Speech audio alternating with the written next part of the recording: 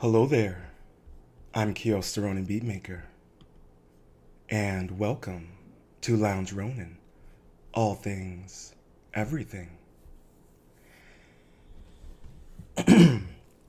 And on this episode, we are gonna continue our discussion into Miss Eliza Honeypotted Bleu.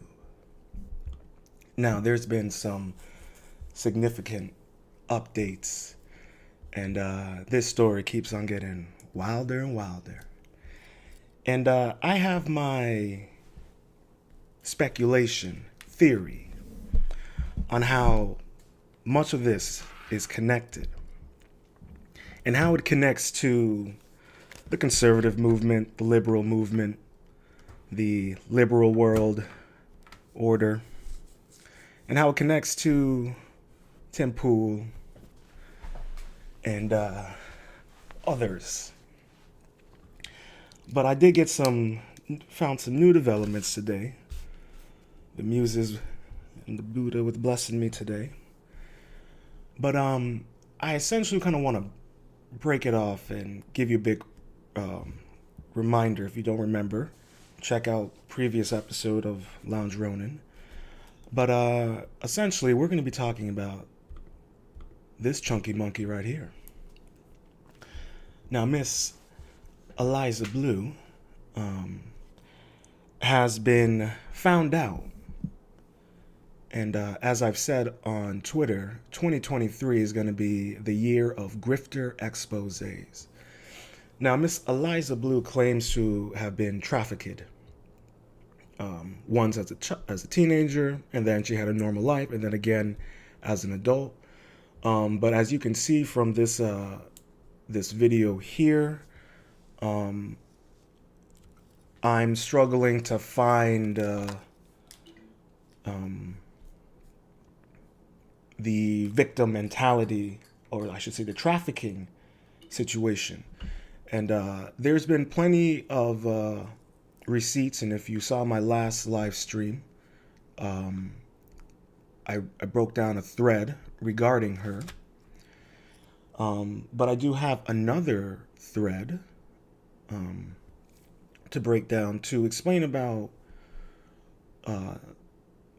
this whole trafficking situation. Now, you see, in this thread right here, from Dan O'Hard, did you know the woman Eliza conned into validating her ex-trafficking story got sued for $50K by her own parents and brother for lying and saying they ex-trafficked 3 kids, and she lost.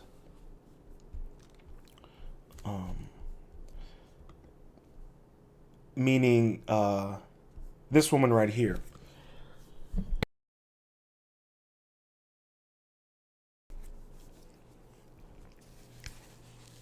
She supposedly claimed that her family trafficked her, and she was sued by her own family right here. Donwald versus Donwald. And she lost. On top of that, she never even showed up to the court hearing. So this is the woman that is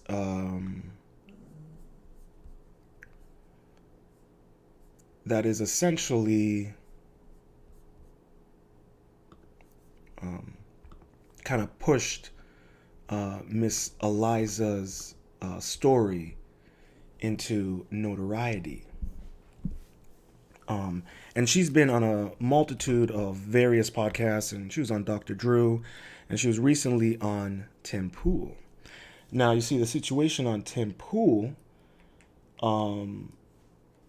is kind of where I think a lot of people started asking questions about her legitimacy.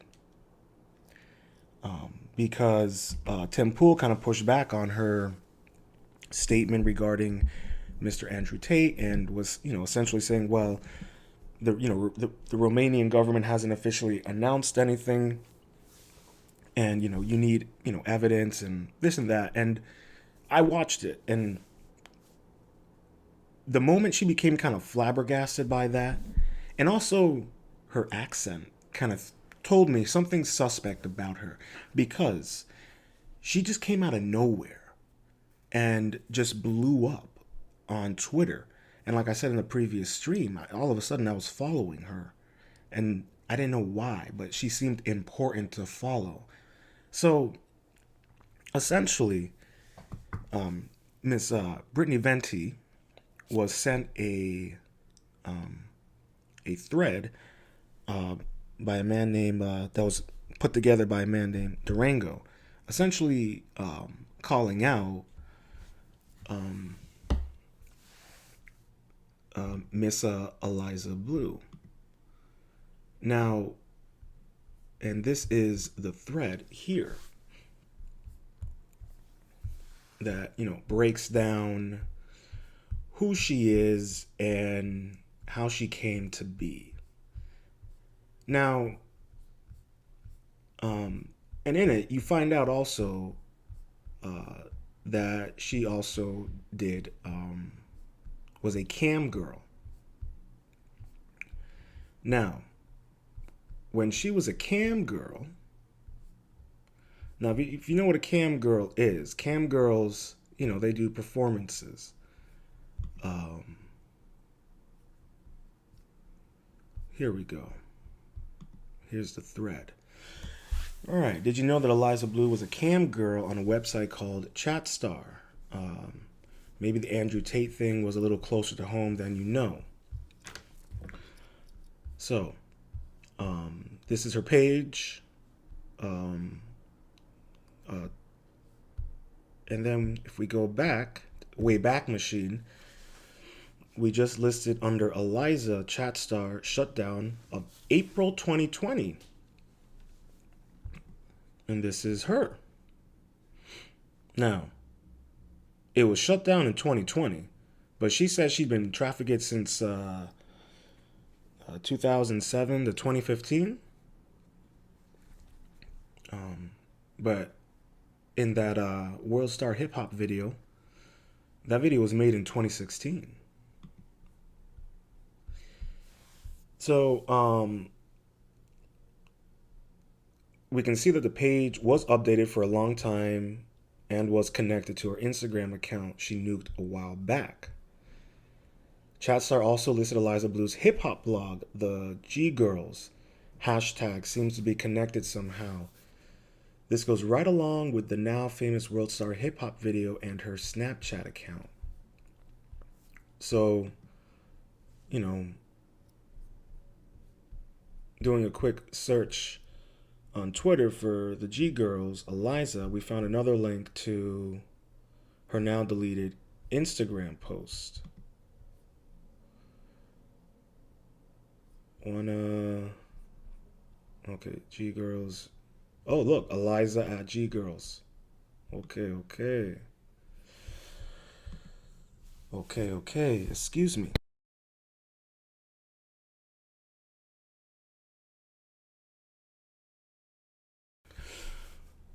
Okay, the plot thickens. So, she was a cam girl, which is interesting. She's a cam girl. And she was a cam girl all the way up until 2020. Now, ladies and gentlemen, please, I see we have 2 in the live stream. If you would kindly please hit the like button, I would greatly appreciate it. And while you're at it, put on your critical thinking caps for a second here. Now, like I said in my previous live stream, my mom, she used to work for DCF, which is, if you don't know, it's a Department of Children and Families. So it deals with, working with kids who have been abused in various manners. So I take that kind of stuff very seriously. And I used to work with kids as well, special need kids back in the day. So when I start hearing about a woman who's supposedly trafficked, you know, and is now, on live streams and is doing work to try to help people, I'm thinking, okay, she must be on the same lines of, you know, Miss Farmer and what she went through with Jeffrey Epstein and Ghislaine Maxwell. So, but then, a little pushback on Tim Pool, which I'm starting to think that Tim Pool's podcast is cursed. But there's more to that I have. Because it seems like there's the Jack Murphy effect going on here. First it's Jack Murphy, now it's Eliza Bleu, and we're finding out that the woman who books guests, I believe her name is Amanda, she and Eliza Bleu are buddy buddy. But I'll get to my theory. I actually took time and wrote it down. I didn't get to finish it. I'll work on it on live with you guys, and then hopefully I can take a picture and put it up. But to me, this is reprehensible and disgusting. All right. If you want to grift, if you want to con people, fine. But do not use activism that is trying to prevent and protect and save and aid in providing assistance to individuals and children and women and men and boys who have been trafficked, and use that to push yourself to the limelight. Because if you were a cam girl all the way up till 2020 and you were doing podcasts and doing advocacy work and activism for trafficked victims, please, I see a little conflict of interest there. But at the same time, I also have to, be aware that there are people out there who are escorts and who also, try to help in getting people or women out of the X industry or who have been trafficked. I know that that's also a thing because the lines are beginning to blur, and they're blurring with everything. But as I've been saying, the veil continues to be unlifted, and you're seeing the truth of people.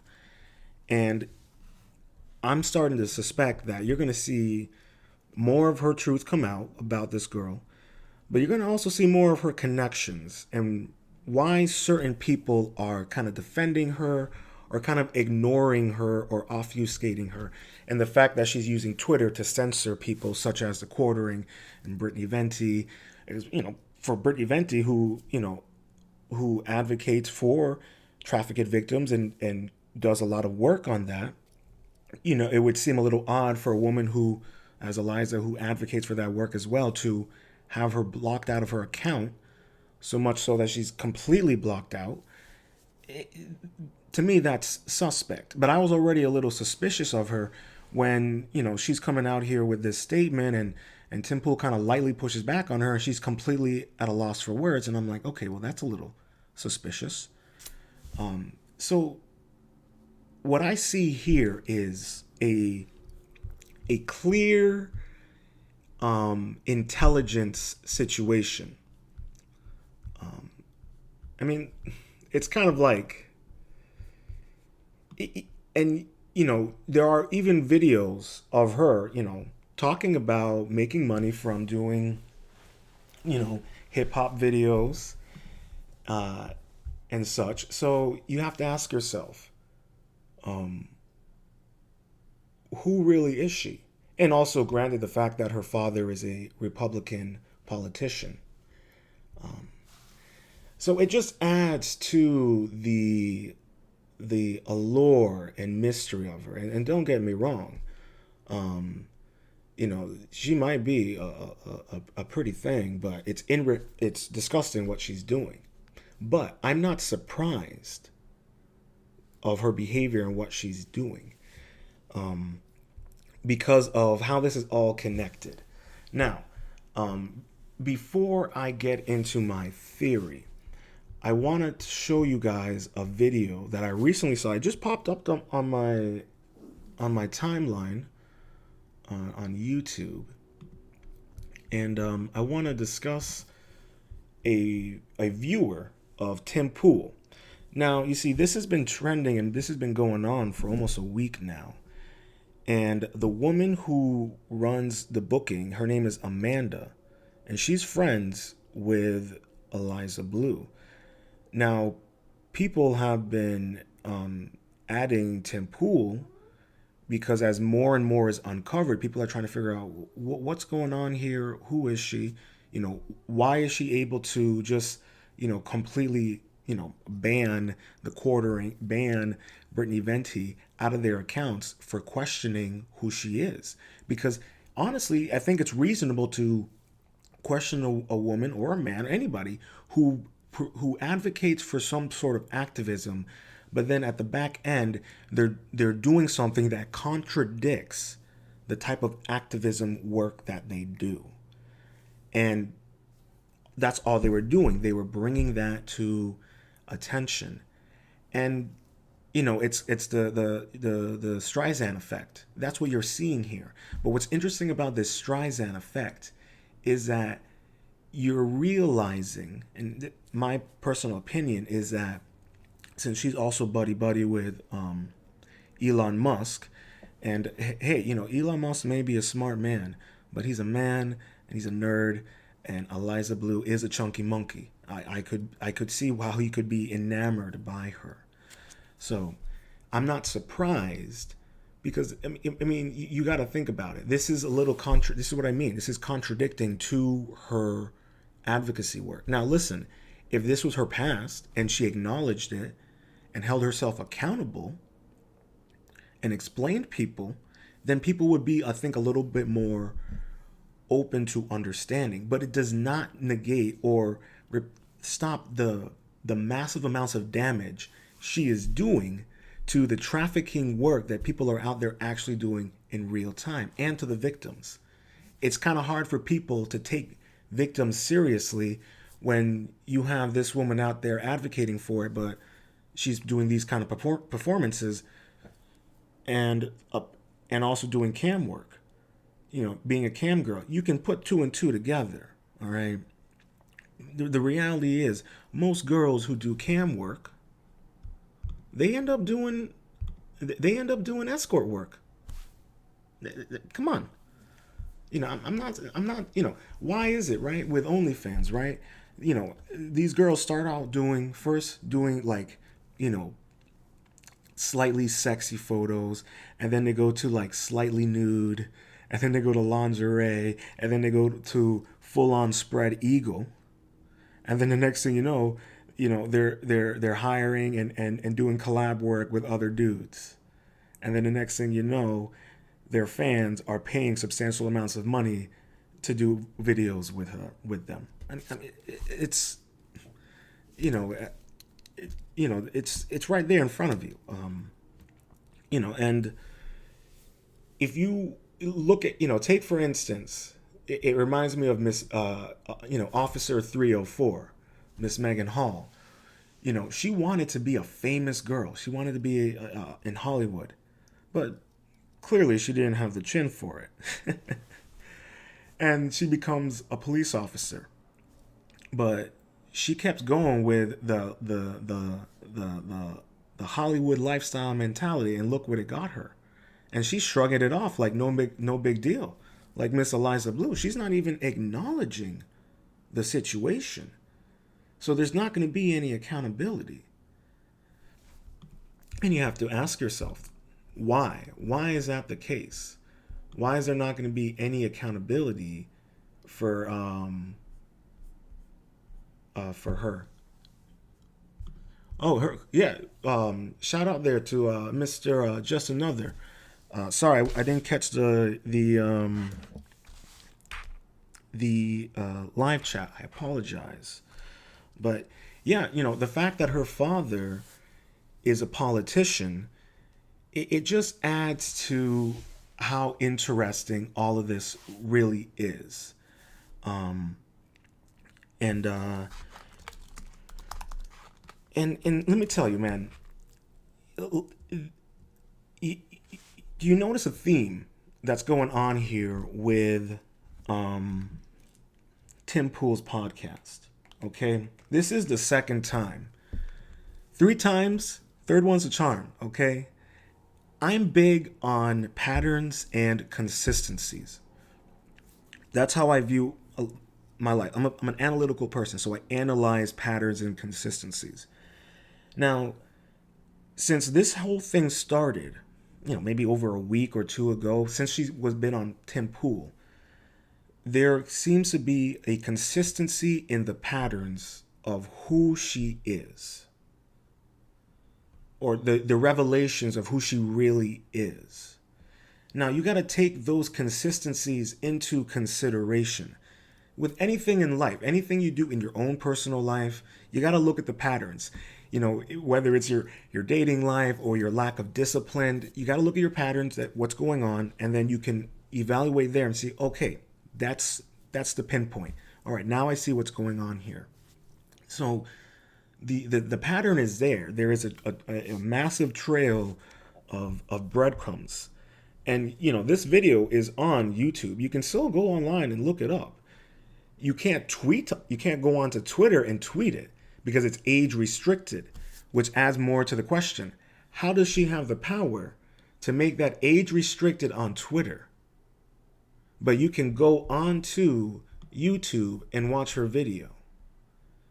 See, these are things you got to ask yourself about. Who really is this woman, and how does she have the power to ban people such as the Quartering or Brittany Venti? And for the Quartering, it's costing him money. For Brittany Venti, it's costing him money. It's costing them their ability to defend themselves. Think about it. You have to ask yourselves, why are they not allowing Miss Brittany Venti the capability, the ability to defend herself? And I was watching her live stream last night, where now this Amanda chick, who runs the for getting the guests, she's now accusing Miss Brittany Venti of ex abuse against Eliza Bleu. So wrap your brains around that for a moment. So a young woman like Miss Brittany Venti, who's been advocating and exposing people who do trafficking work, who abuse people online. That's what she does, and she was talking about that a lot on her live stream last night. That's her thing. That's who she is. That's part of her identity. And then all of a sudden, you have Miss Eliza Bleu, who just comes out of nowhere as this ex-trafficking advocate and does all this activism work. You got to ask yourself, when all of us, especially, and I know there's Just Enough doesn't do Twitter, but what's interesting about Twitter is when all of a sudden you see these people who blow up. And now we're gonna get into the Ghislaine, because I have a theory on how all of this is connected and how it connects to the whole situation with the conservative movement as well. But I'm gonna play you this video from one pissed off hippie, so you can go to his channel and give him some love and shout out. But in his video, he kind of breaks down his thoughts and feelings on this entire situation. And then I'm gonna give you my little theory on how this is all connected, and how it is connected to Ghislaine. Because it's funny how no one wants to talk about Disney and their trafficking connections or their connections to MK Ultra. I just learned recently Jordan Peterson has connections to MK Ultra. No one wants. We recently found out that her agent for Miss Eliza Bleu is for CAA, and no one wants to talk about CAA and their connections to MK Ultra as well. And if you look at their clientele and you look at what happens to some of the clientele, like Armie Hammer, when he was exposed for sending messages about wanting to eat women. Listen, all I'm saying is, don't be your heroes and you know, res- look up to their work ethic, but don't look up to who they are as people, because you'll be surprised. Now, what I'm trying to say here, right? But I'm gonna get to that, but we're gonna play this video first.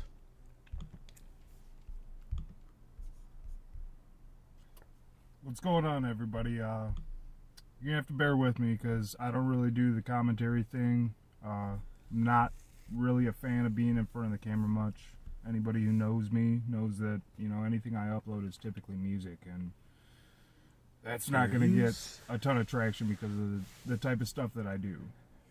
But what I'm gonna get into today is really important, and it needs to be said, and we really need to start, you know, making people stand up for what they claim to believe in. All right. And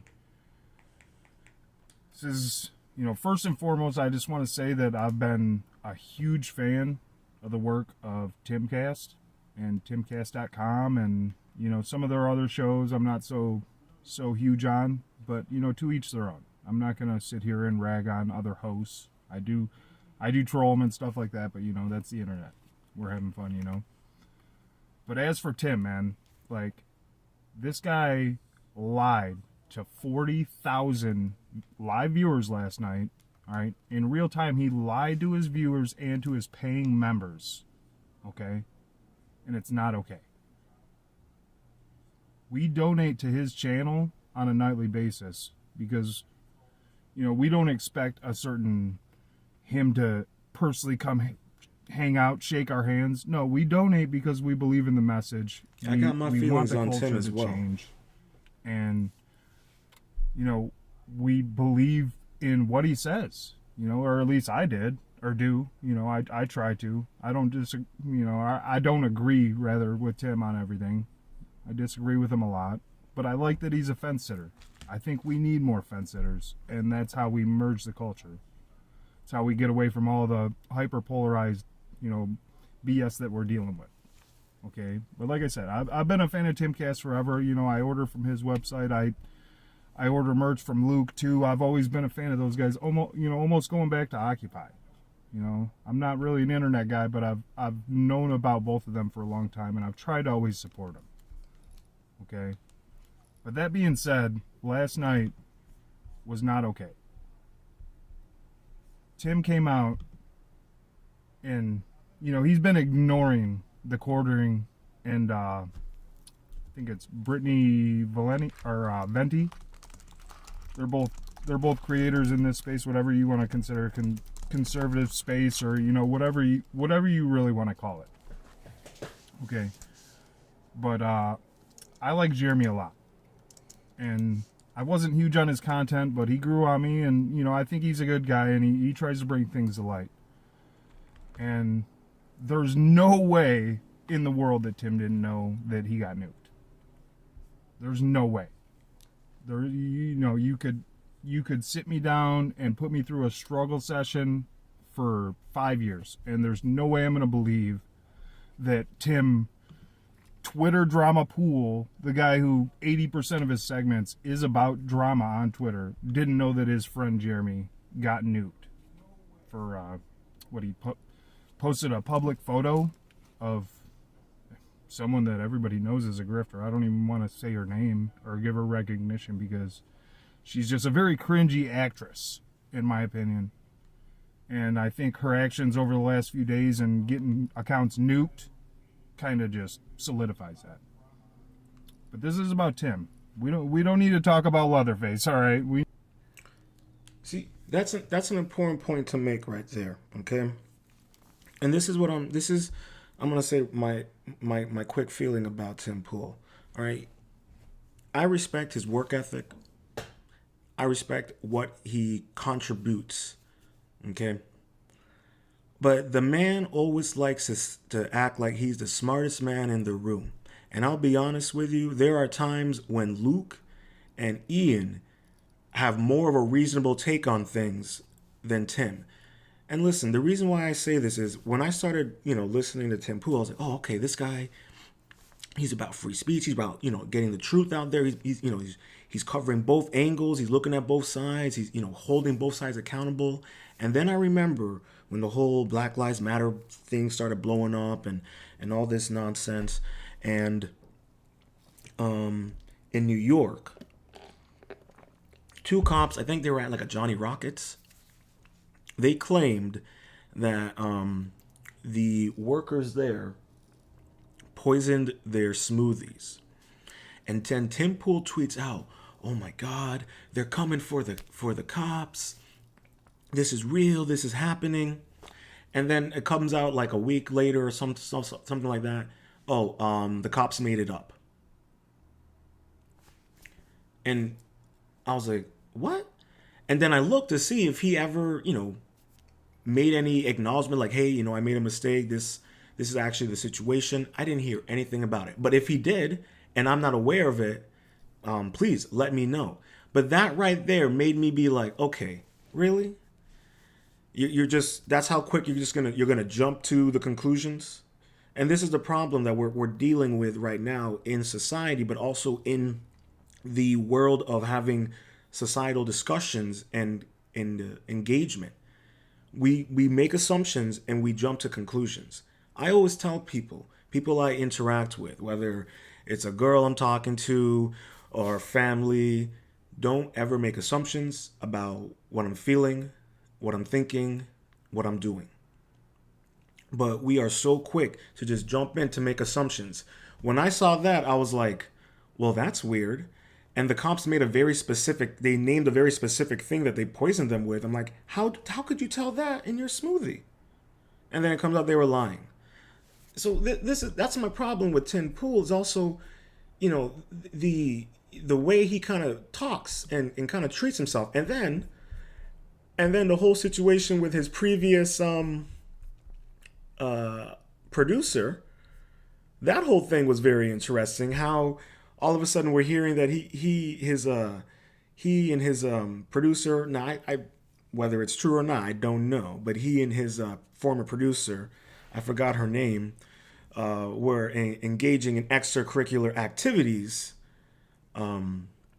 after work.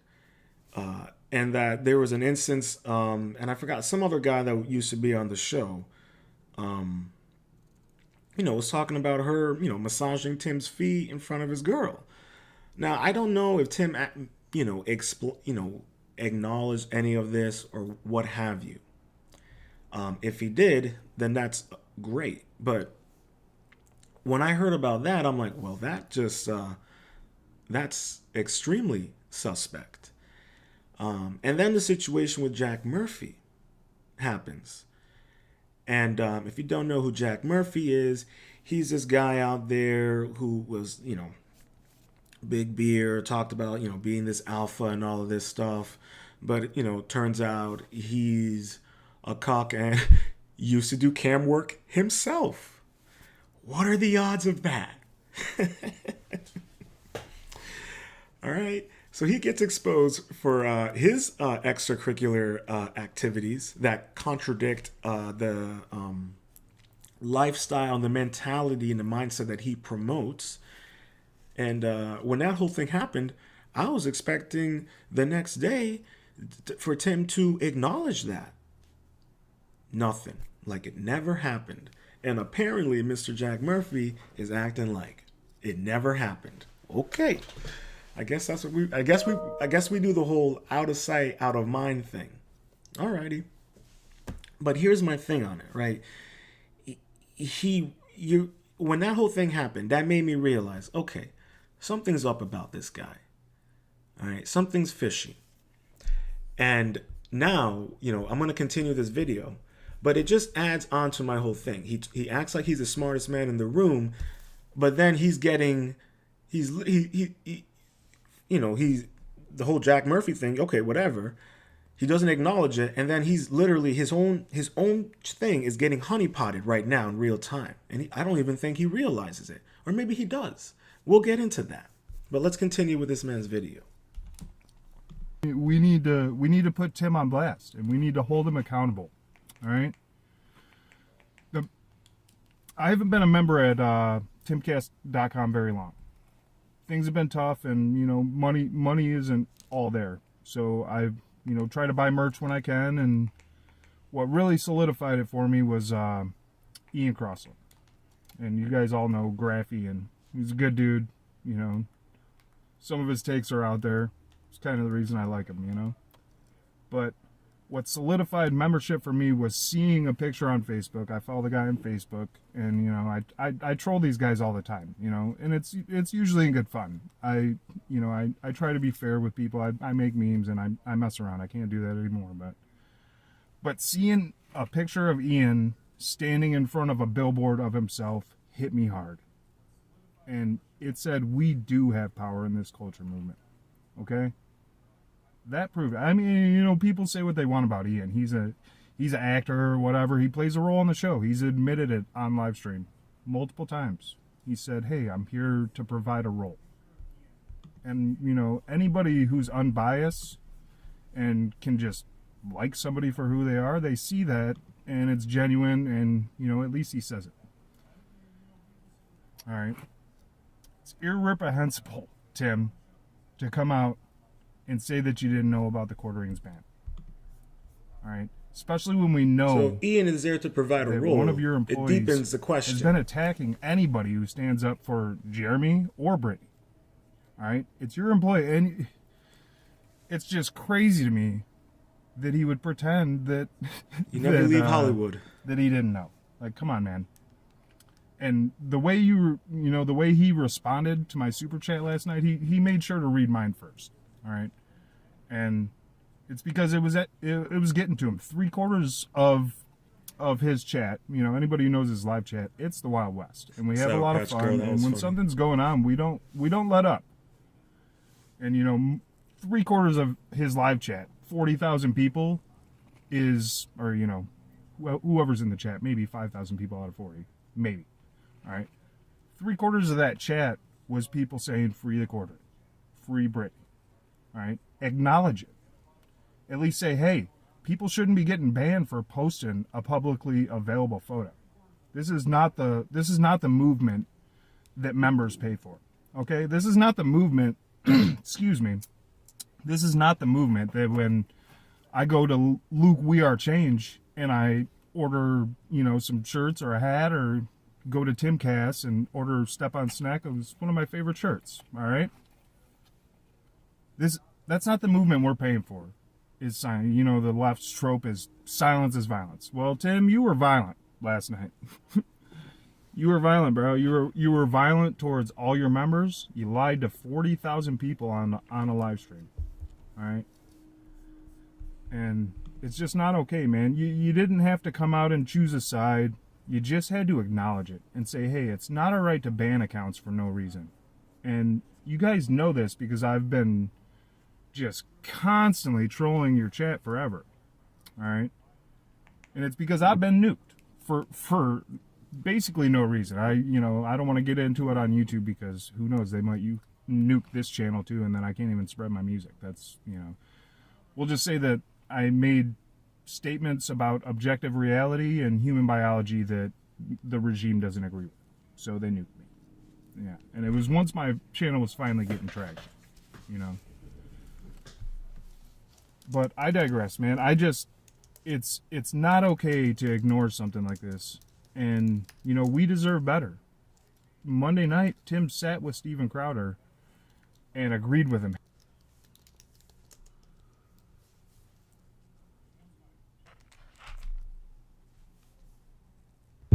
Do mushrooms freak you out? These won't. But it's no wonder shrooms get a bad rap. Word has it, Vikings would eat them before battle, enter a trance-like rage, and go berserk.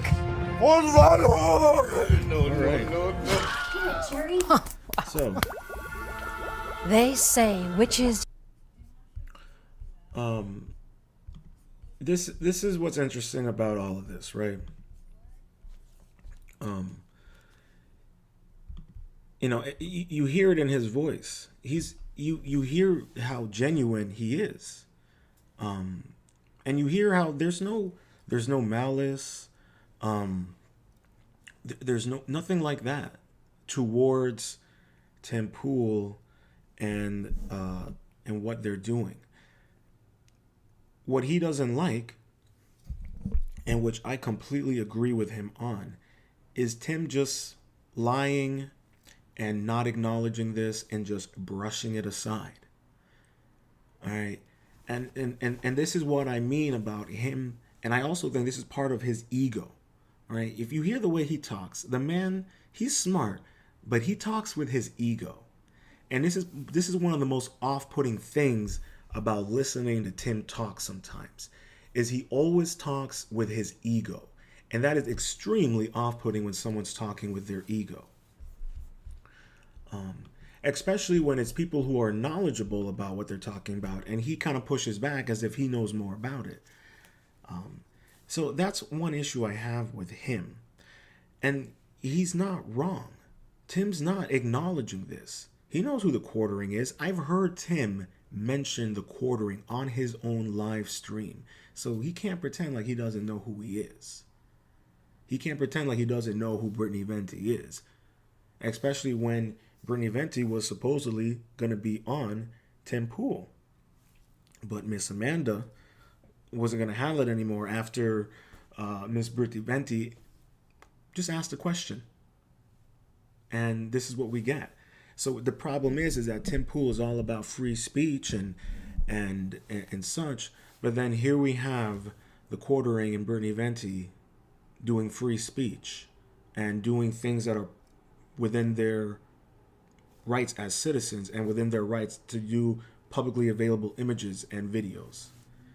And then you have her, who I would not be surprised, got them lips tied around, Elon Musk, and he's doing whatever she says, seeing as she's running the trafficking situation, which begs the question and makes you wonder, because just as just another has brought up, you got to ask yourself, under Vijay Gotti and all that, CP and all that was running rampant.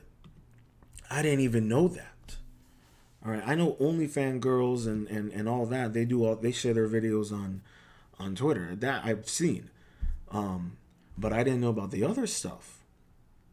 And then you have the changing of the guard. You have Elon Musk coming in talking about we're gonna make Twitter better. We're gonna make it more free, more accessible. Less ad driven. Less communism.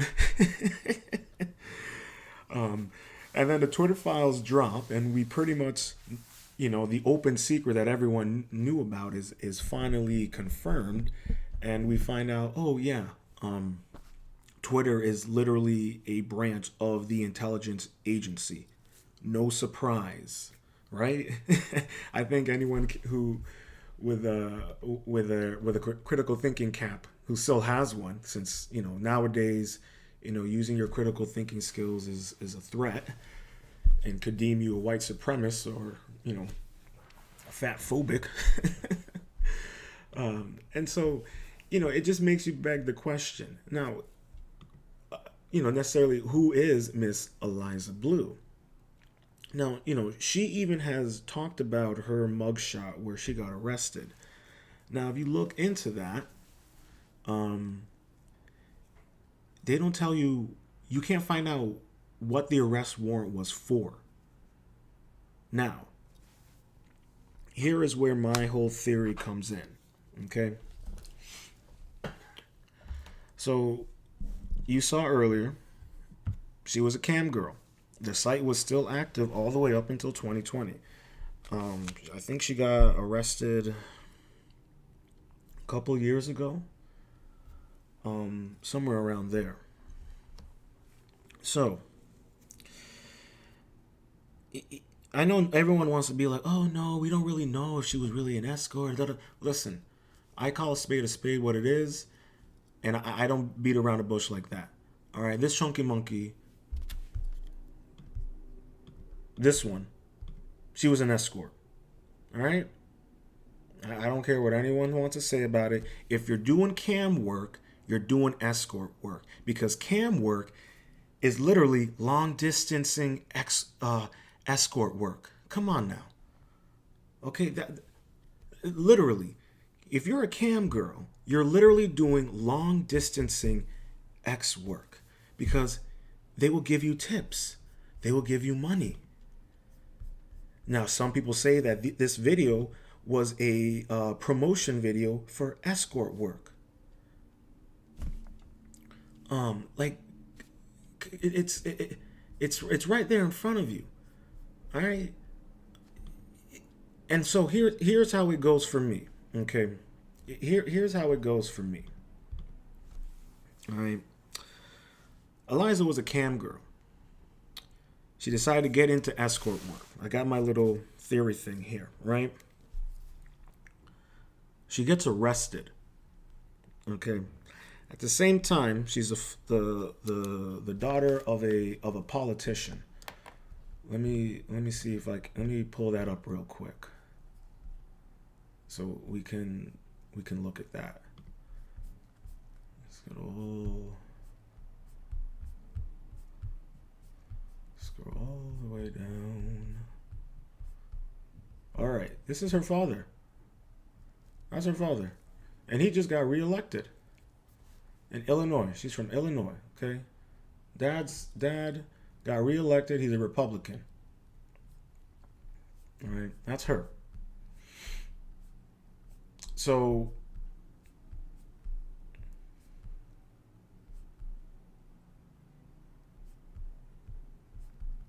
is this the video?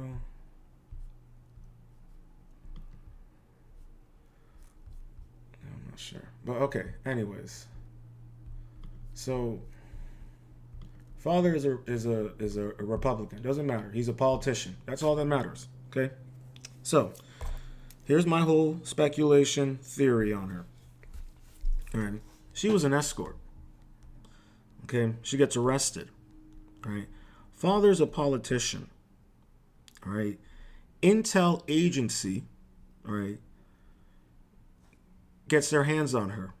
They tell her, hey, work for us. We'll keep your record quiet. Daddy keeps his politicianal reputation intact. Right?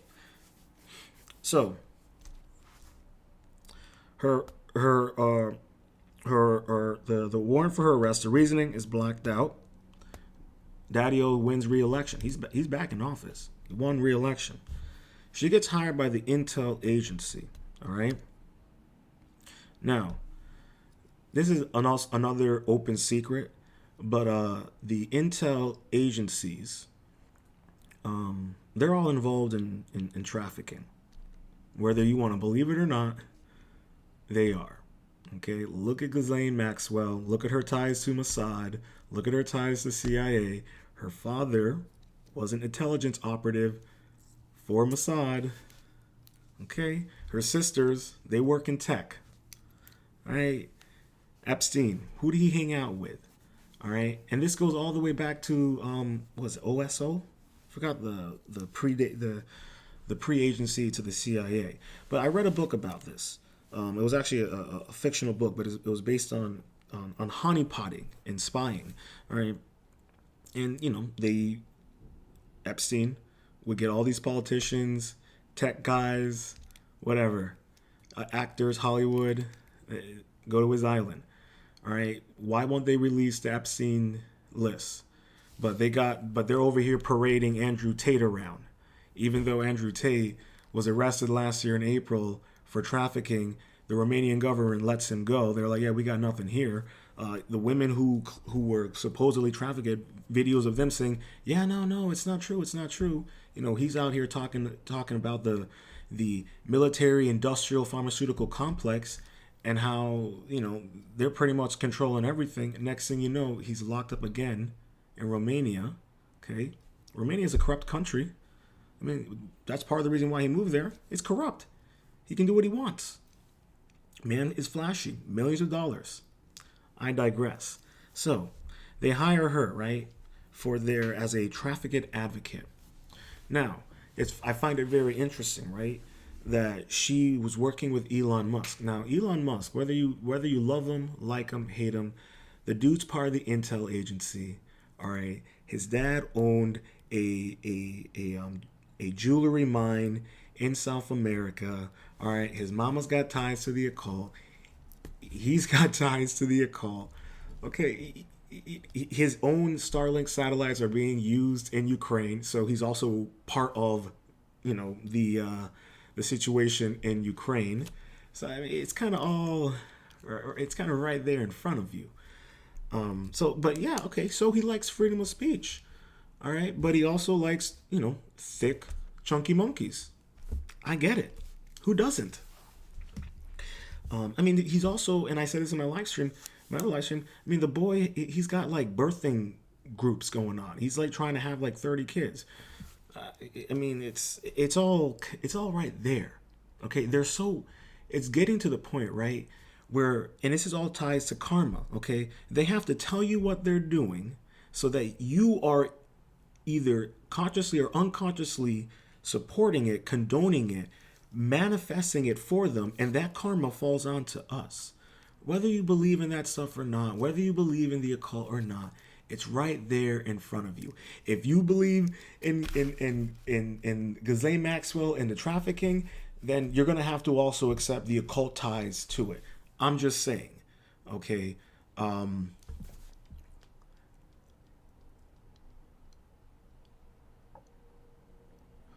that's the thing. They're not saying what she got arrested for. When you go to, I'm gonna see if I can find it. But they don't tell you what she's arrested for. They don't tell you. You don't know what she's arrested for. All you know is that she is that she got arrested. They don't tell you what it's for. She claims that she was arrested for reporting her rape victim, reporting her rape perpetrator. So why would she get arrested for that? That doesn't make much sense. Why would there be an arrest warrant for her? I'm going to see if I can find that. But it just adds to my whole speculation regarding her. So she's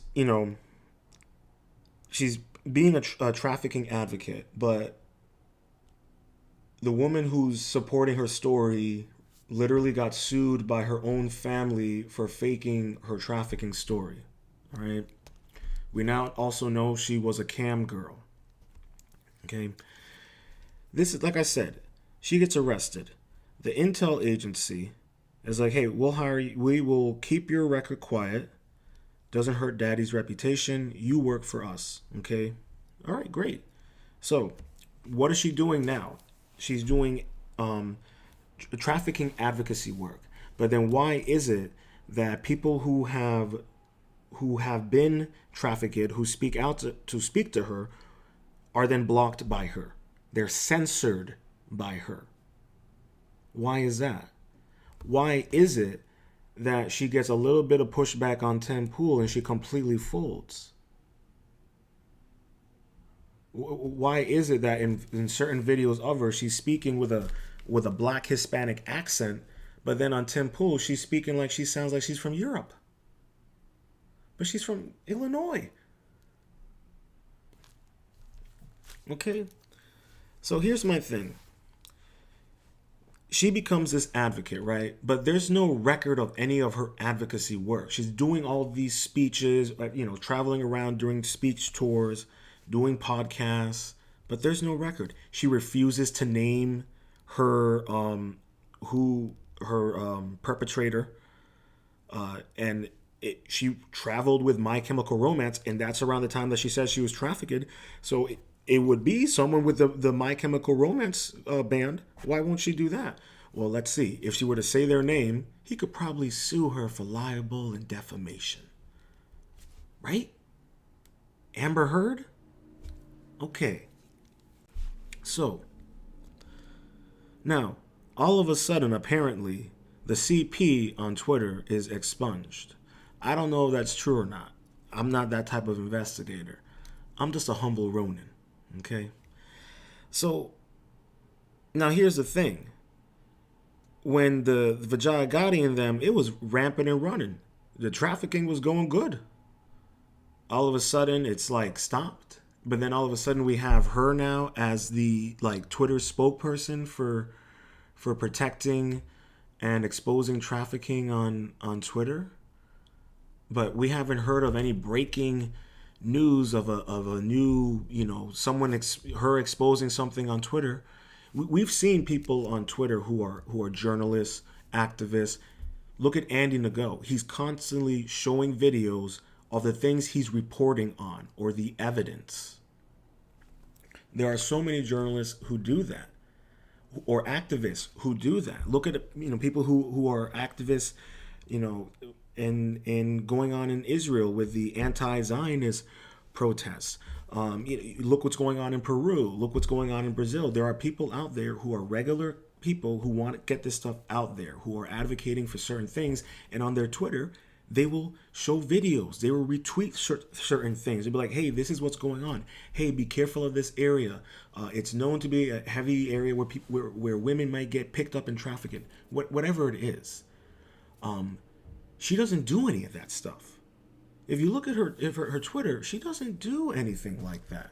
So you have to ask yourself, okay, so if she's not gonna be speaking out necessarily about or showing videos of, hey, we just helped this young lady out, or hey, people, please be careful, these things are happening down here. She doesn't do anything like that. She won't name her the people who trafficked her. But Maria Farmer, and if you know who Maria Farmer is, she was trafficked by Ghislaine Maxwell, and she has no problem saying it was Gazelle, it was Epstein, it was them. So people who I can't think of the other woman's name, but there have been multiple people such as Maria Farmer who have come out, who will speak out every single day. But this woman won't. Make it make sense. Make it make sense. So here's my thing, right? So and just another made a point. Is she now the new Gazelle? Maybe, maybe not. We don't know. Because we don't know. But like I said, we know that the intelligence agencies, they have their foot in the trafficking. You're foolish to think they don't have their foot in what's going on the border. You'd be foolish if you don't think that. So my whole speculation on it, right? They got her. Maybe she was honeypotted. She was an escort and they got her. And they knew who she was. They knew her father was a politician. They knew they could use her.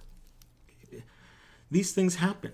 This is, like I said, we live in a military, pharmaceutical, corporate, industrial complex. Okay, it's all one and the same.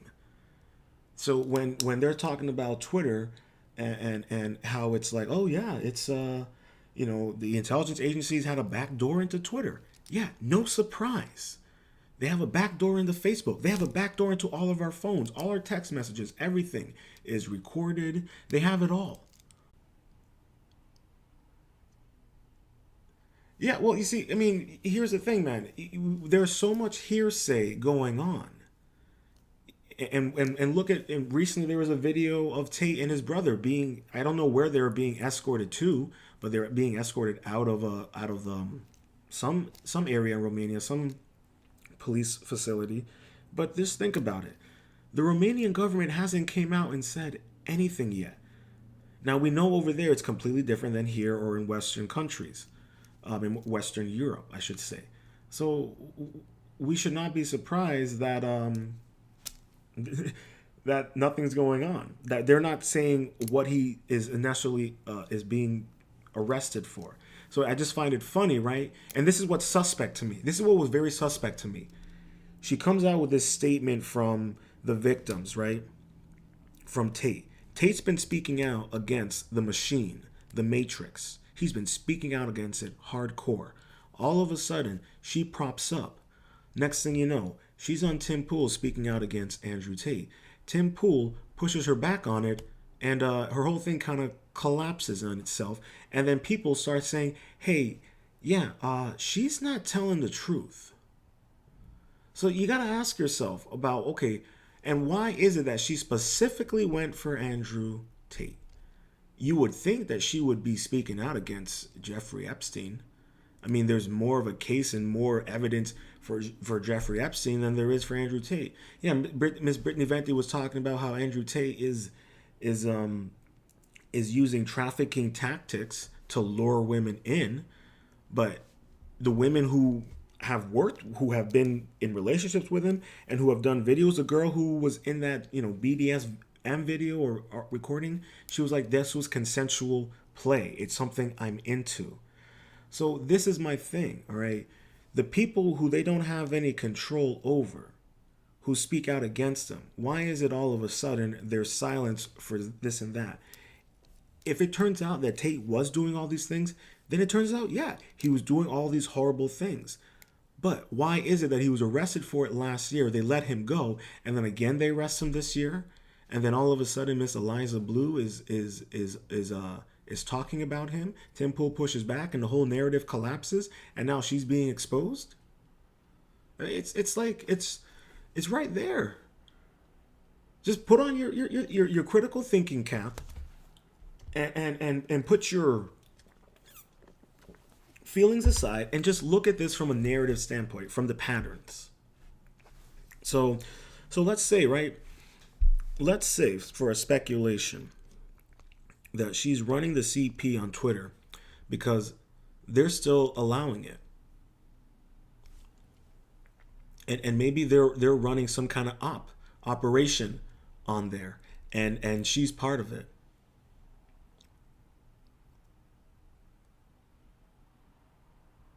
Well, yeah, the box made no sense, man, because he was already in Romania.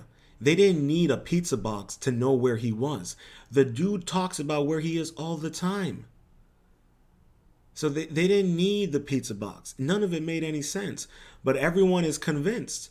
This is why, the whole thing, wait till the evidence is out there. Wait till the case is presented. But everyone is quick to jump on and be like, yep, that's it. And I'm over here like, well, let's see. This seems a little odd. He's speaking out against the machine, and then they get him like this. How many other people have spoken out against the machine in various manners and capacities, and they either get, accused of something or they get killed? So my whole thing is, let's say, right? Because whether or not you trust Elon Musk, I don't necessarily trust Elon Musk. I would say that he's an interesting person. I mean, he kind of acknowledged and kind of even spoke about, the firmament and the ice age and all that stuff. So he knows stuff about that, but we're not here to talk about that. What I'm trying to say here, right, is, and how this all ties to Tim Pool and even Jack Jack something. I mean, he's an intel officer, all right? You never leave the intelligence agency, all right? And this guy's over here talking about how China's the biggest threat. It's hogwash. It's just propaganda, all right? You never leave the intelligence agency. You will always be an intelligence operative, okay?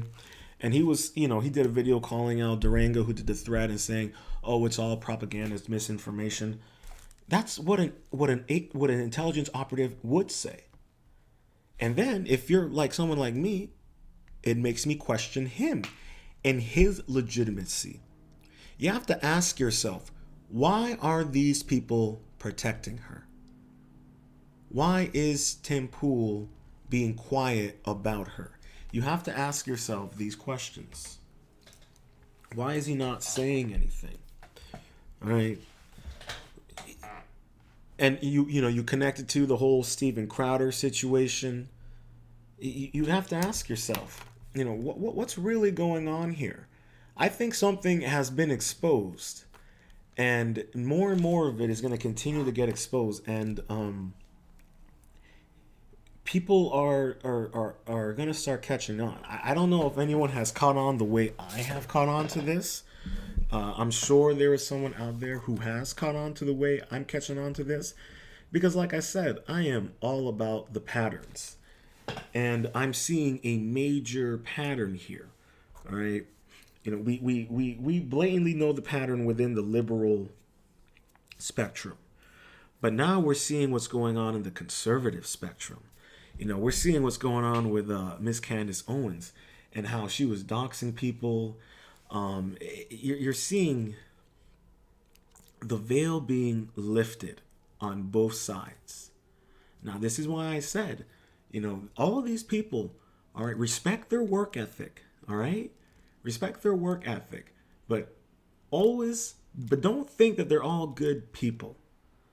All right, because then the truth starts coming out about these people. You have to ask yourself. I never really trusted, what's her name, Candace Owens. I always thought she was suspect and a grift from the get-go. All right, I always did. I'm not here to gloat or anything, but my intuition will, even for people I don't even meet, my intuition will always tell me something suspect about them. And then, lo and behold, it turns out, she had this doxing website called Social Autopsy. She did all this horrible stuff. So you start realizing, oh, these aren't good people. How are you advocating for, freedom of speech and all this, but you're doxing people? You think it's okay to dox 6 years old, little children. You got to ask yourself these kind of questions. You got to ask yourself, why was she sending videos to a woman's stalkers and aiding them and stalking and harassing this woman? You got to ask yourself these questions. Okay? Yeah, all right. So there was a photo of her with Andrew Tate. That don't mean nothing. How many people have photos with Andrew Tate who have done podcasts with Andrew Tate? Are we then going to say that they're all involved in trafficking? No, that's illogical. And we got to wait until this is being until something comes out of this, because he's supposed to be detained and for the entire month of January. So what happens on February 1st and he's released and they say nothing, or they say, yeah, he's not trafficking anything. He just had to pay millions and millions in fines for some bullshit or whatever. And they just wanted to strong arm him and take his money and remind him, hey, we run this place and keep your mouth shut. Or they frame him for something and it still doesn't stick. I don't know. These are things that, we have to think about. But in relation to, Miss Eliza Bleu, all right, you got Jack Posobiec who's saying it's disinformation, even though there's literally massive breadcrumbs out there regarding her.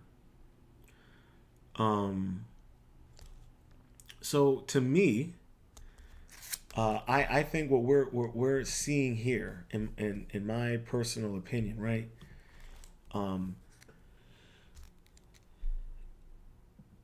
We're seeing an operative be exposed.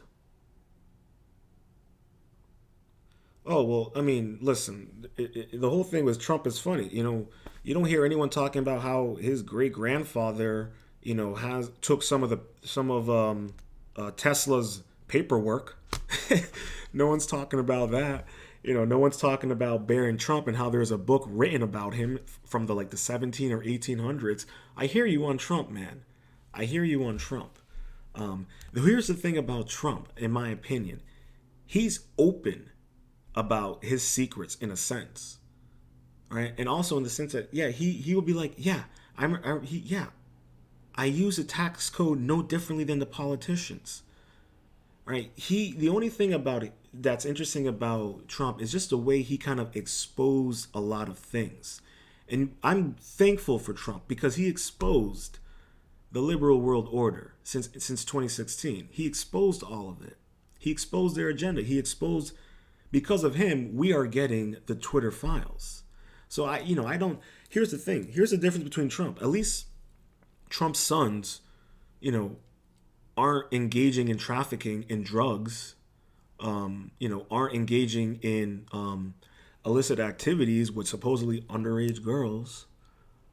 So, there's no thousands of photos of any of Trump's kids, with escorts on top of him, or videos of him cutting, cutting crack. So, what do we have to ask ourselves that. But I agree, they're all shady, regardless of the fact. I just think that some have a little bit more morals in their shade and corruption than others. And also with Hunter Biden, like father, like son. We know about his niece's diary and all the stuff in there. So we can't be surprised by that. So here's my other thing on it, right?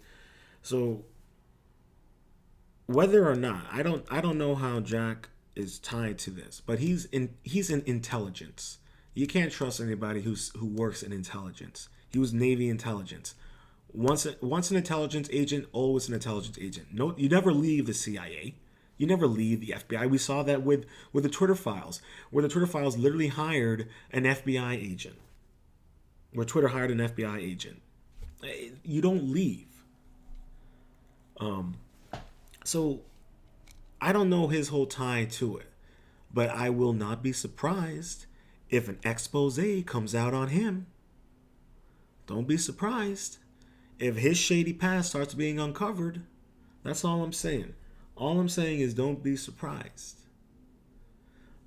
But the fact that Tim Pool isn't saying anything is not surprising to me. All right? He didn't say anything about Jack Murphy. But he's not going to say anything about this. You know why he's not going to say anything about this? Because I would not be surprised that if he says anything about this, it's going to get him in trouble. He doesn't want to lose his access to his Twitter. And the fact that he's lying to his audience, you don't think that's not going to come back to bite him? But this is the problem. When you let intel agents into your atmosphere, into your world, all right, and you let them become friends with you, and you have this girl Amanda who puts on his hosts, who gets him his guests, you don't think that Pompeo running for president, you got Bolton running for president, dude, it's clown world, man. It's clown world. It's 2024 is going to be the most hilarious, eye-opening year ever. I'm telling you right now, it's gonna be a doozy. But this is this whole thing with Tim, right, and pretending like he don't know who Brittany is, he don't know who the quartering is, because don't be surprised if Tim Pool is part of it as well. He's got Ian on there, who worked in Hollywood, who is an actor. And we know that the CIA is inside the Hollywood. We know that the occults are inside Hollywood. We know about it all. The MK Ultra, it's in Hollywood. The World Economic Forum in Davos recently talked about how they're working closely with Hollywood. So it's all there in front of us. You just have to see. You just have to put your biases away and just look at the pattern. Now, Tim Pool, eventually he's going to have to acknowledge it when it starts affecting his wallet. When it starts affecting his wallet, that's when Tim Pool will acknowledge it. Or if he has Brittany Venti on. That's even if he does. But he may have to because it's going to get to the point where he's going to be forced to acknowledge it. But it's going to be the question is going to be, how does he approach it? All right. But don't be surprised if he never does. And if he doesn't, it just adds on to the suspicion that Tim Pool might be in on it. Now, I'm not saying Tim Pool is in on trafficking or anything like that, but I would not be surprised if Tim Pool might be, influenced a little bit by the intelligence agencies. Because how can you be advocating for free speech, but you're going to pretend like you don't know who quartering is, who literally got his free speech taken away from him on Twitter. And Twitter even fact-checked her photo and said it was publicly available. He had every right to post it, and they still won't unban him unless he deletes the tweet, which should tell you everything. Which should tell you, okay, the intelligence ops, they don't want her to be exposed. Why? Because then it adds more questions. Who's funding her? Who's her handler? Her agent is CAA, and CAA is connected to the intelligence, to MK Ultra. All of these celebrities, they all have handlers. So I'm not surprised that this is coming to light. Just wait until the next guest Tim Pool has, and that expose comes out. But my whole theory and speculation here on her is that she's an intelligence operative. What her role is, hard to tell. Is she a Ghislaine Maxwell? Maybe. Maybe not. Maybe she's just a distraction. You know, we're dealing with so many distractions going on right now. It's overwhelming. But like I said before in my last live stream, it doesn't seem like anything has really necessarily changed with Twitter. Because how can a woman like this have this much power? Unless she is an op and she just is, honeypotting Elon Musk. It's right there in front of you. I mean, it's, all of this is just exposing the intelligence agency, in my opinion. It's exposing them. It's exposing their representatives and what their representatives are doing. I don't know. I don't think Jack Murphy had any ties to anything like that, but Miss Eliza Bleu does with her father, and no surprise that with her father, right? It's no surprise, right? They tell her, "Hey, listen, we know who your father is. We got you for escorting. You work for us. We hide your record. Dad's reputation is saved." It could have cost him his re-election. There's no surprise to that. It could have cost him his re-election if it came out that his daughter was an escort. It could have easily have came out. And so my whole thing is,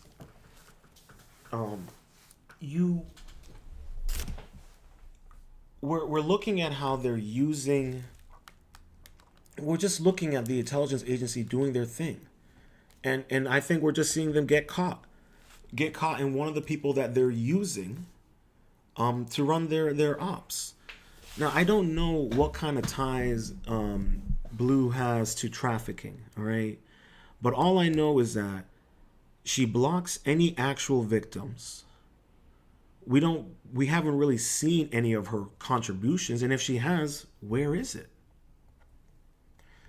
I was watching Chrissy Mayer. I'm not sure if I'm pronouncing your last name. I apologize, but she was talking about some safe house that Miss Bleu opened up, but it hasn't been used.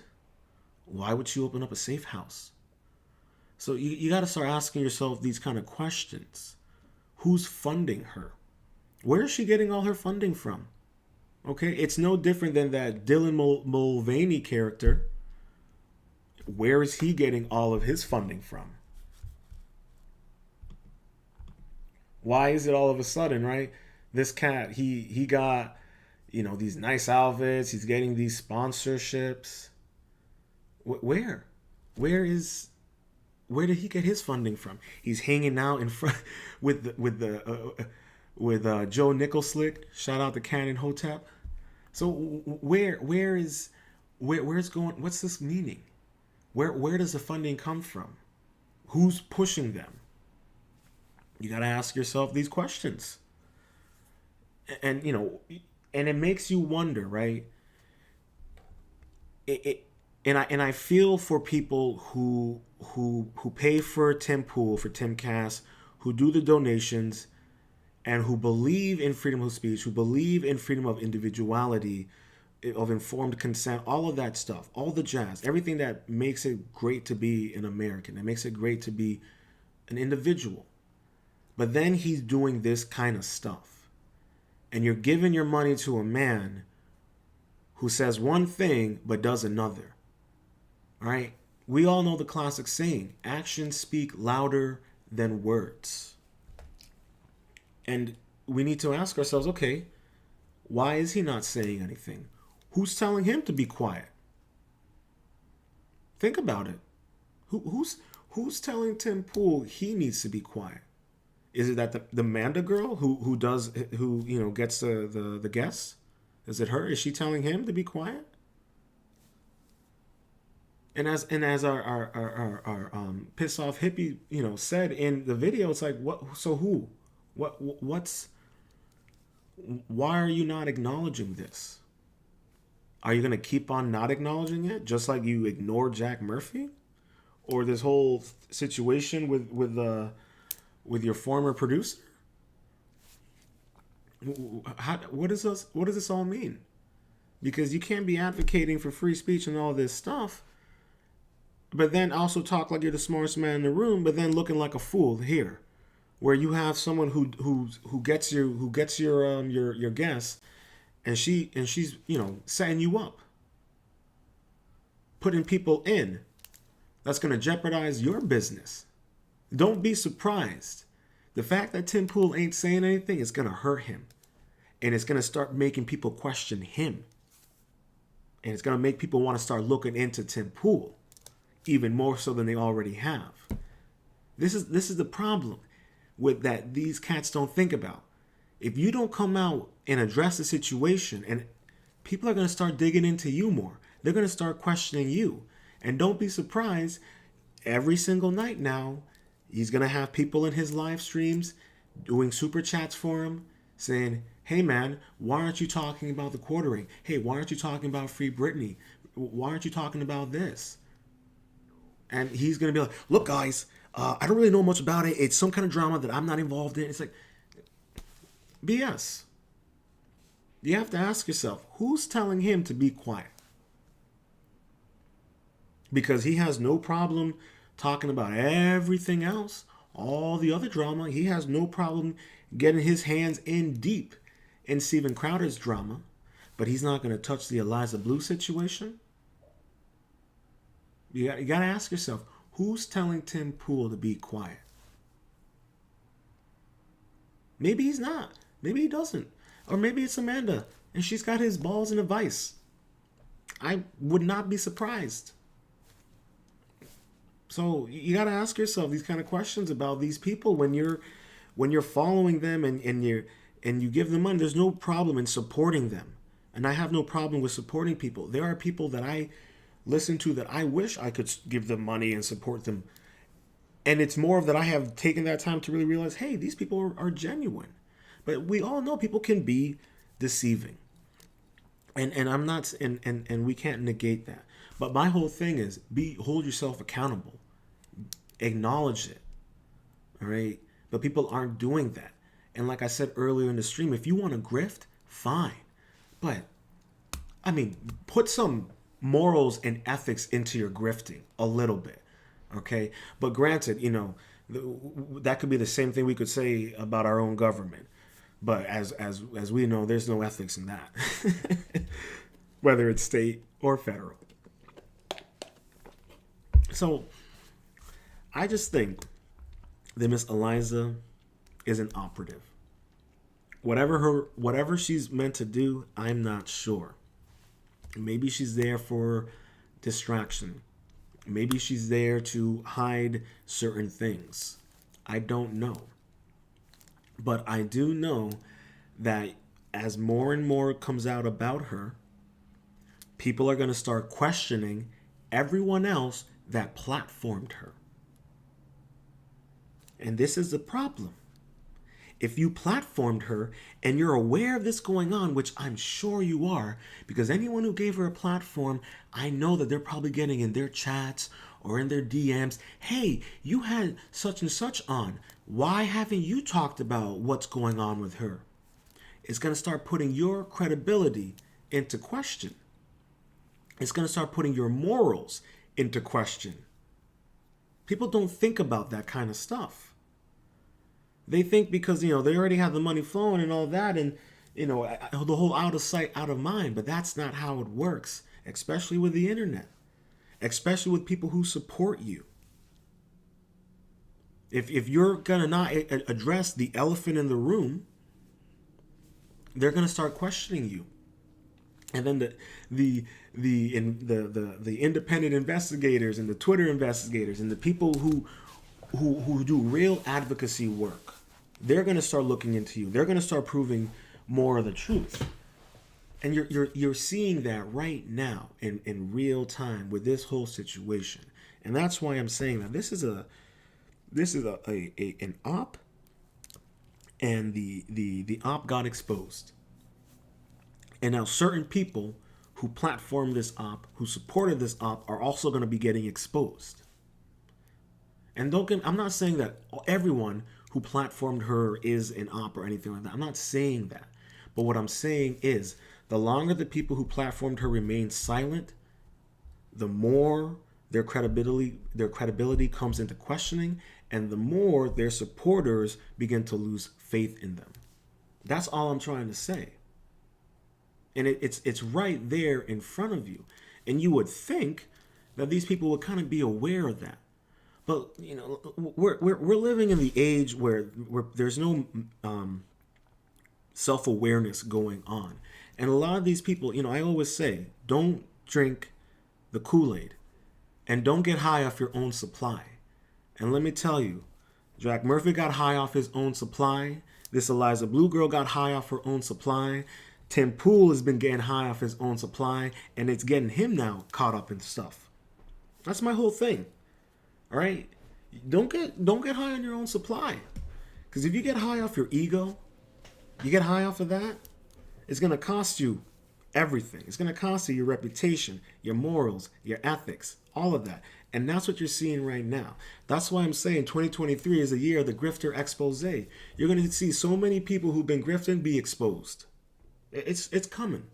It's coming. This right now, this thing with Eliza Bleu is a domino effect. It's a ripple effect.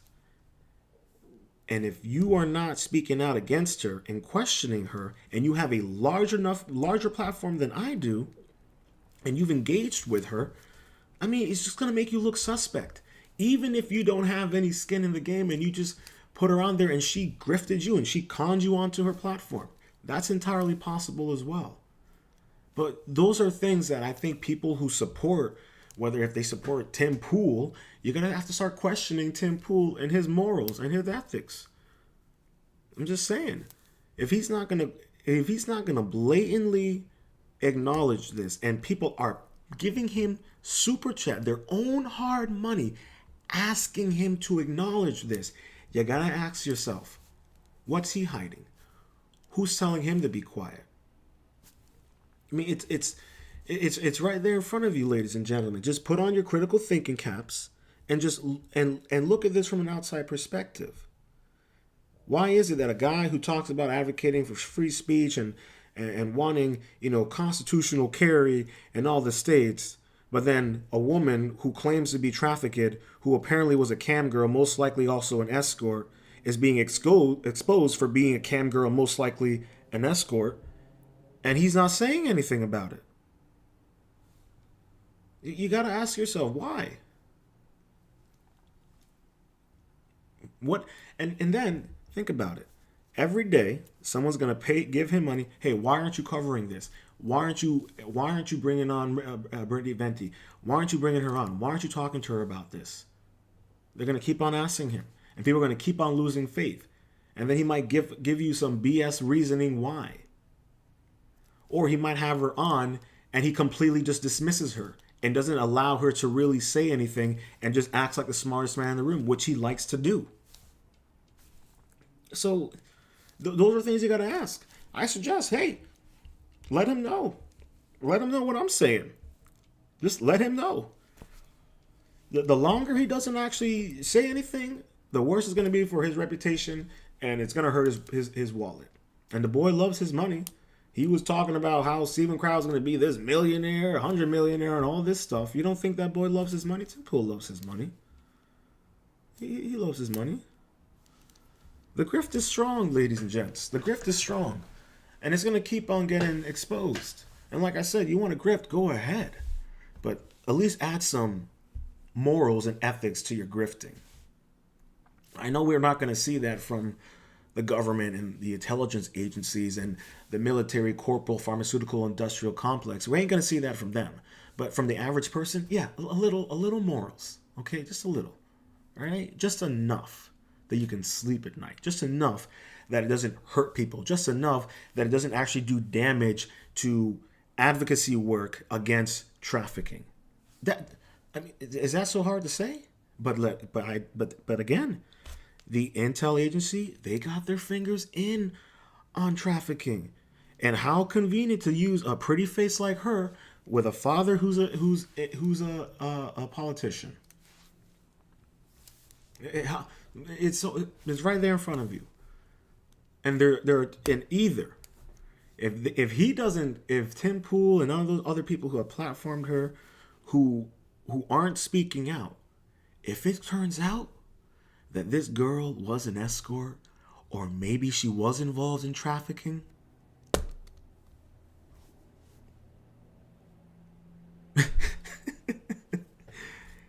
just wait. If that happens and you didn't say anything, you think the storm and that you're dealing with now and people getting on, just wait till then. And this is what I'm saying. These people aren't thinking about what happens when the truth comes out. She has acknowledged her own mugshot. She knows about her own mugshot. But now people are trying to figure out, well, why there was a warrant for her arrest. What was the arrest warrant for? Nobody knows. Somebody's going to find out. Somebody will. And when it's confirmed, and that by that point, if Tim Pool doesn't come out and say, hey, this is questionable stuff, if Jack Pasabic or whatever doesn't come out and say, hey, this is some questionable stuff, then those people are going to start being questioned. Hey, were you in on this? It's not going to look good. Look what's happening to the dude of Rick and Morty right now. Okay, look, they don't think about their reputations, and the last thing Tim Pool would want, right, is for him to be tied in that he had a guest on who turned out to actually be an escort who was lying about her advocacy work and got honeypotted in by the intel agency and may have actually done trafficking stuff herself. To me, it's so funny. It's so funny how foolish these people are. But like I said, they get high off their own supply. That ego is a dangerous thing. That money is a dangerous thing. Having those spicy guests and all those guests, that's a dangerous thing. So my whole thing here, right, is that this girl, Miss Eliza Bleu, she's an op. She's working for the intelligence agency. In what capacity? I have no idea. But when you have a guy like Jack Pasabic, who was in naval intelligence working in China, who keeps on talking about China being this force of reckoning, which they really aren't. Shout out to the China Show. Check them out if you want to actually know the truth about China. Okay? Go listen to the China Show and listen to two guys who lived in China for 10 years and who are both either both married to Chinese women who from China, or either one of them is. Go talk to those guys. Go watch their show and their YouTube channels. Okay, they know what's actually going on in China. All right, and you got Jack over here and Mike Baker, on Joe Rogan, who's another intelligence op. He's CIA. He still works for the CIA. Okay, anybody who says that they're former CIA, they still get a paycheck. It might be a little less, but they're still getting a paycheck.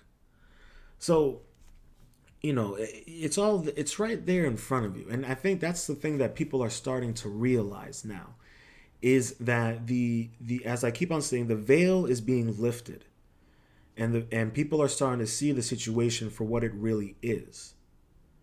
And people now are questioning themselves and trying to figure out how to navigate this situation, especially if you've been a long time follower and you loved Tim Pool, but now and you love the quartering and you liked what Brittany Venti's work, and now you're stuck in this conundrum and you're trying to figure out what the heck is going on here.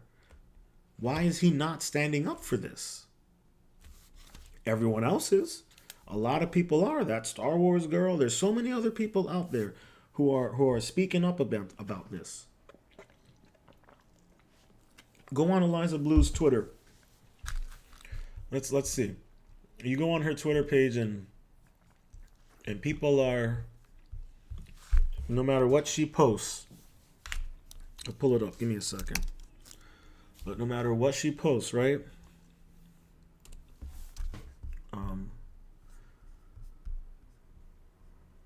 Let's see, this one right here. It's 20 hours ago.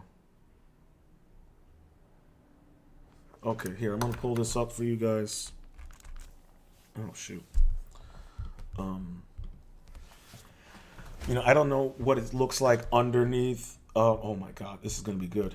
Actually, someone just dropped a really good meme.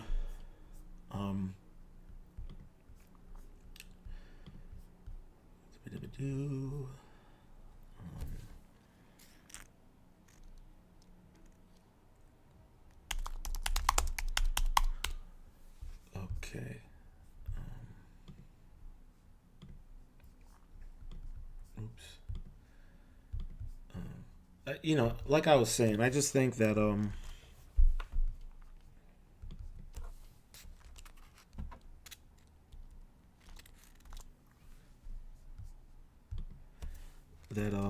the veil keeps on being lifted, and you're seeing people for who they truly are. And you're finding out people who you supported and liked, who may have served in intelligence and you thought they were legit, but then it turns out they still running ops. And I get it. I liked Jack Pacific. I was like, oh yeah, this guy's cool. I like what he's saying. But now I'm like, oh, he's suspect. He's still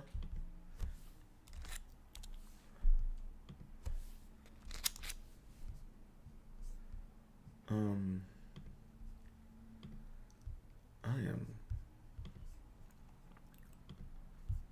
sorry, y'all. I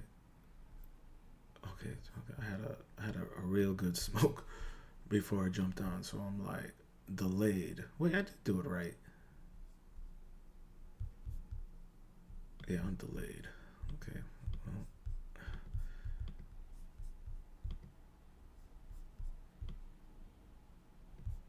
No, I did not do it right. I did not do it right. I apologize. Give me a second, guys.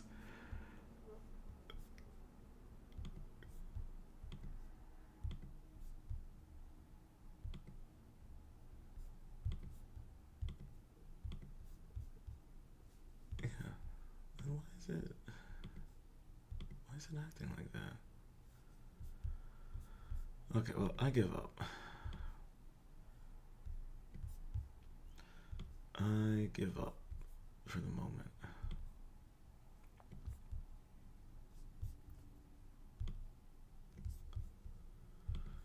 Okay, so let's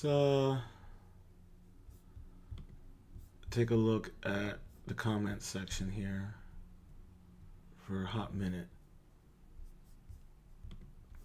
Okay, she said this yesterday. I'll be in Orlando, San Francisco, Austin, then DC in that order. If you are around, let me know. Let's hang. Now, Brittany Venti was talking about this on her live stream last night, how the reason why she got upset at the quartering is he didn't ask permission before posting that photo of her or a screenshot of her from the music video. The audacity. Well, this is the thing about modern day Western women. The audacity they got sometimes. So let's see what people are saying, because everyone's catching on to this whole story. All right, you aren't going to be able to ignore this. Best course of action is to just own up to everything, but even then the damage is already done. Exactly. If only she'd see this post and understand how right it is. That's a lot of traveling for someone who makes $15 an hour. Hey, your beard is growing. The Jack Murphy effect. Hey, listen. Don't go on Tim Pool. I'm telling y'all right now. Don't go on Tim Pool. Don't go on on Tim Pool. You're gonna end up getting Jack Murphy'd. What we got here? We got, you are a liar, making a living off the backs of actual victims and are no better than the traffickers themselves. Hey, she might be one. You never know. And risk being sued for seeing you in public. Like those pictures? Hell no. How's the Humanity House doing? Yeah, that's the Humanity House. That was supposedly her safe house that she opened that nobody uses. But somebody's collecting a paycheck from it.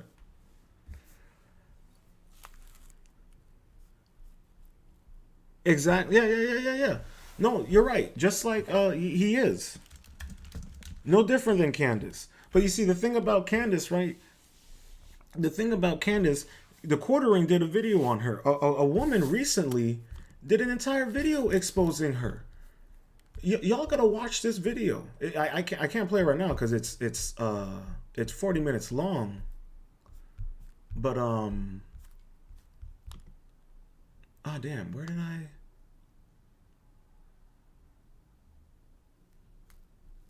Yeah, here we go. Nicole Arbor. She did a 37 video. Came out 3 days ago talking about Candace Owens and how Candace Owens essentially was colluding with this woman's stalkers and giving them intel on her, and from a live video footage a live interview she did about her situation and free speech, I believe she said. And she supported these guys, Candace Owens, when one of them had a serial rap sheet of abusing women. And the videos of these guys, I'm telling you right now, go to Nicole Arbor. All right, just look up the truth about Candace Owens, the Arbor effect. All right, you go and watch that video, and you'll see you'll see why Candace Owens is up in smoke right now, and why she's being exposed. And I already said earlier, I've never trusted Candace Owens.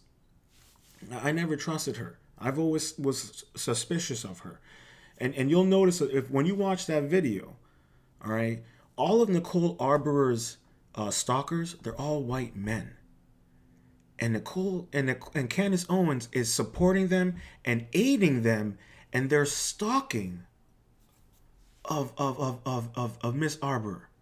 All right. Now I'm saying, I know about the black chicks who love white guys, and they will defend them till the kingdom come. All right. There's a certain little niche community of black girls that love them white boys, and they will defend them to all day long. And Candace Owens is one of them. There's no surprise about that. Okay, she's married to a white guy. Okay, so I'm not surprised by that. And yet you're right. Candace did do her Jack Murphy. She did have her Jack Murphy incident when she went on her tangent about Steven Crowder, and then people started digging in on her. And they're like, why is she talking like all this? And then people started being like, there's something going on with Candace Owens. What's this social autopsy? Who's this Nicole Arbor? What's going on? So this is what I'm saying. What you're seeing in the conservative atmosphere right now, especially in conservative media and the social pundits and political commentators, all of that, you're seeing right now that not everybody is who they really say they are. And you're look at her, this is Eliza's thread. Look. I wonder what would happen if I rented a billboard showing scenes from a certain music video in those cities. Thoughts? It could be cool, maybe. Any goodwill that you had with Twitter community is gone. Just stop. Yeah, this right here. Old censorship, new censorship. And that's what I'm saying. That's what I'm saying. Because you got to ask yourselves, what's going on here?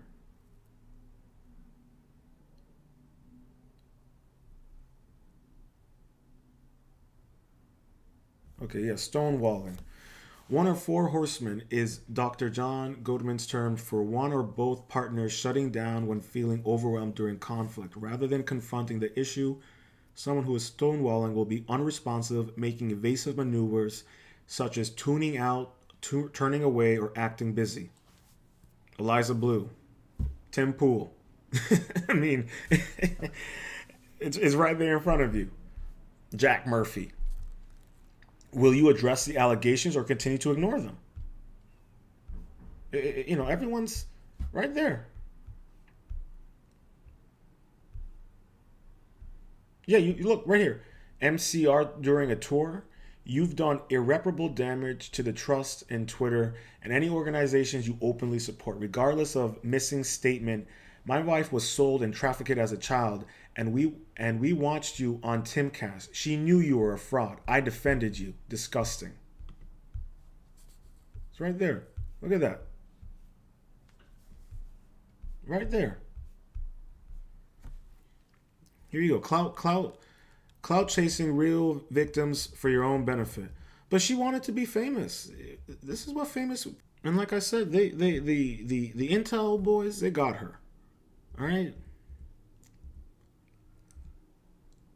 Look here, careful. She has an agenda. Exactly. What is the agenda?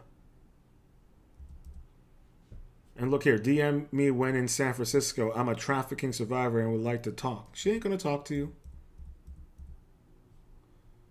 She ain't gonna talk to you. Yeah, head in the sand. Wanna shoot a rap video? You see, this is what I'm talking about. See, people. So yeah, she so Eliza claims to have been trafficked in LA at a young girl, but forget she was well known in the My Chemical Romance during that time. She lived on MySpace. I mean, so you got to ask yourself, if she was during that time, she was in the My Chemical time, and that's when she was trafficked, you would have to speculate that maybe it was someone in the My Chemical Romance crew. But then you got to ask yourself, why is she not going to say the accuser's name? Well, maybe because if she were to say it was someone from My Chemical Romance, who she dated, also, mind you, she dated a member of the group. She wrote fan fiction about them. About the one of the members of the group that she dated after they broke up. Why is she not going to come out and say it was him? She don't want that Amber Heard. That's really what it is. Yeah. Listen, man. Posting cat memes, all that. Yeah, this is what they do. This is what they do. Okay.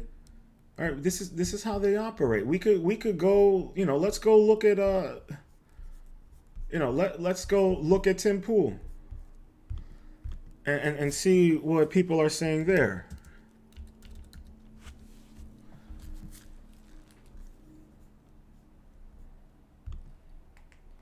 Let's see how people are reacting to Tim Pool.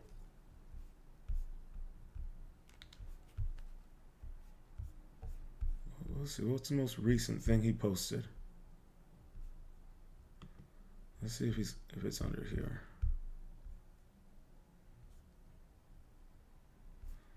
I don't think anyone's catching on to him yet.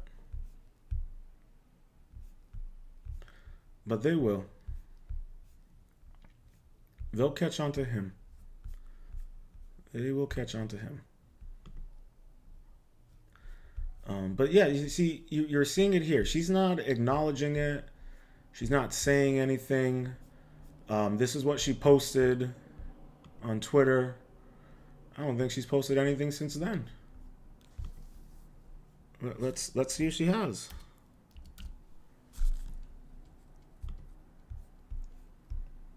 But yeah, it's all right there in front of you. Look at this, a 13-year-old minor bag survivor. She posted this in 2020. And let's see. Oh, is this like her thread? Yeah, and I see this is what kind of blew her up a little bit, I think. Okay, here she is. That's her right there. Thank you to the survivors at Mercy Hospital. A special shout out. Look at look at her outfit. Who's funding her? Who's funding her? How's she making her money?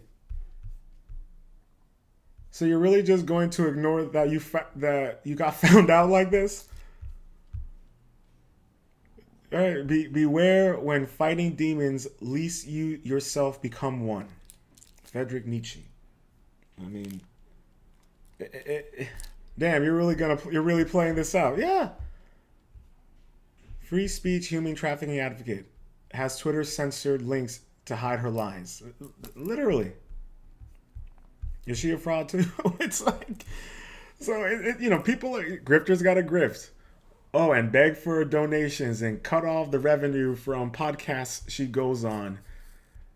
Hotep Jesus, Vuru awkwardly. I think most people instantly felt something majorly off, to put it mildly, when she went on Timcast. I hadn't seen her. And that's the thing. The moment she went on Timcast, and I said the moment she got pushed back, that's when everyone started questioning her. So Emmanuel's thread blew up discussing her. A bunch of threads have been blowing up discussing her. So it's an open secret.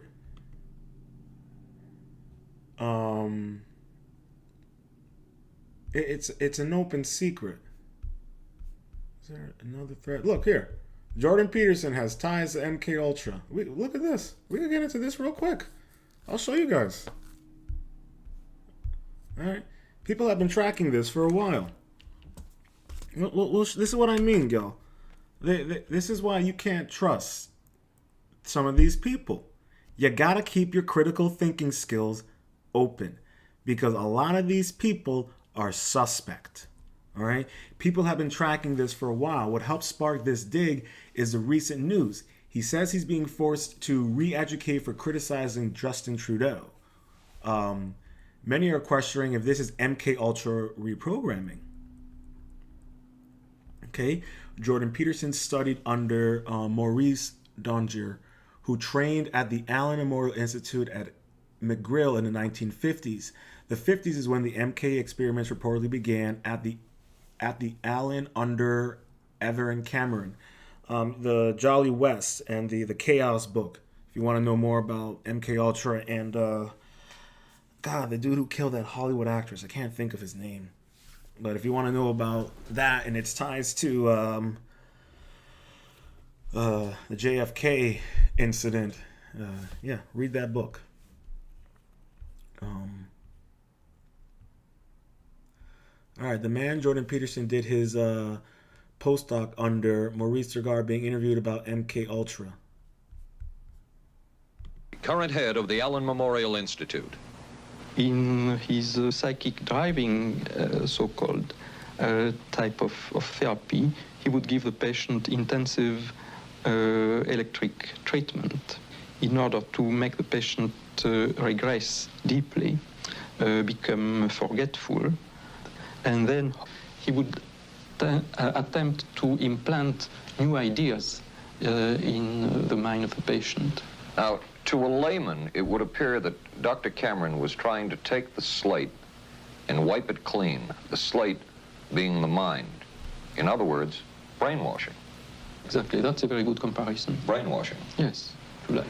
In retrospect, does Dr. Cameron's experimentation and his treatment appear harsh? I would say yes. I mean, this forceful type of approach that I was describing to you is definitely, it can be said that it's harsh. I wouldn't call it harsh. I would say it was harder on the staff than it was on the patient. No, I hear you. About not wanting to necessarily, you don't trust Durango. I get it. In my book, right, this is how I look at it. Where everybody is in some way or form suspicious. And much love for joining the chat, Carla and Bryden. I really appreciate it. If you haven't, feel free to hit that like button. I appreciate you guys joining me on this little journey that we're going on. But I get it. Even if you don't trust him, that's fine. You have every respect to not trust him. But at least he's being consistent. And I was listening to he was on, was it Simpcast? Simpcast, I think that's how you pronounce it. And he was like, yeah, I'm going to add some positive stuff about Britney so that to kind of balance it out. And I respect him for that. Because let's say maybe she really is doing, some good work, but regardless of the good work that she's doing, this type of behavior, it's inexcusable, and that's the obvious part. We have to acknowledge that you can't behave as a video vixen and most like and a cam girl and probably as an escort, and then feel the need to then censor people who question your history and your background. But this is what I'm saying, and the reason why I brought up, was bringing up Jordan Peterson and his ties to MK Ultra and all of this is that why is it that he all of a sudden got really pissed about Crowder and all of this stuff? Because it's all people, a lot of these people are concerned. Why are they concerned? They see the veil being lifted, and they know that sooner or later, the veil might come unlifted about them, and their ties and their past might start come out to bite them. And listen, we've all done things in our past that we're not proud of. But I think most people and people in the chat were not involved in MK Ultra and mind control experiments. I know we weren't doing that. I know I'm sure most of us were not engaging in trafficking people. I know I wasn't. That's not my style. I was too busy playing Destiny. So, these are the things that you got to start looking at. But what's interesting about Dr. Maurice Peterson Dongier, current head of the Allen Memorial the fact Institute. That he did his postdoctorate under this guy who did psychic MK Ultra. drive. And funny thing about this, right? If you look at perfect, this is what I was literally going to talk about. The guy who,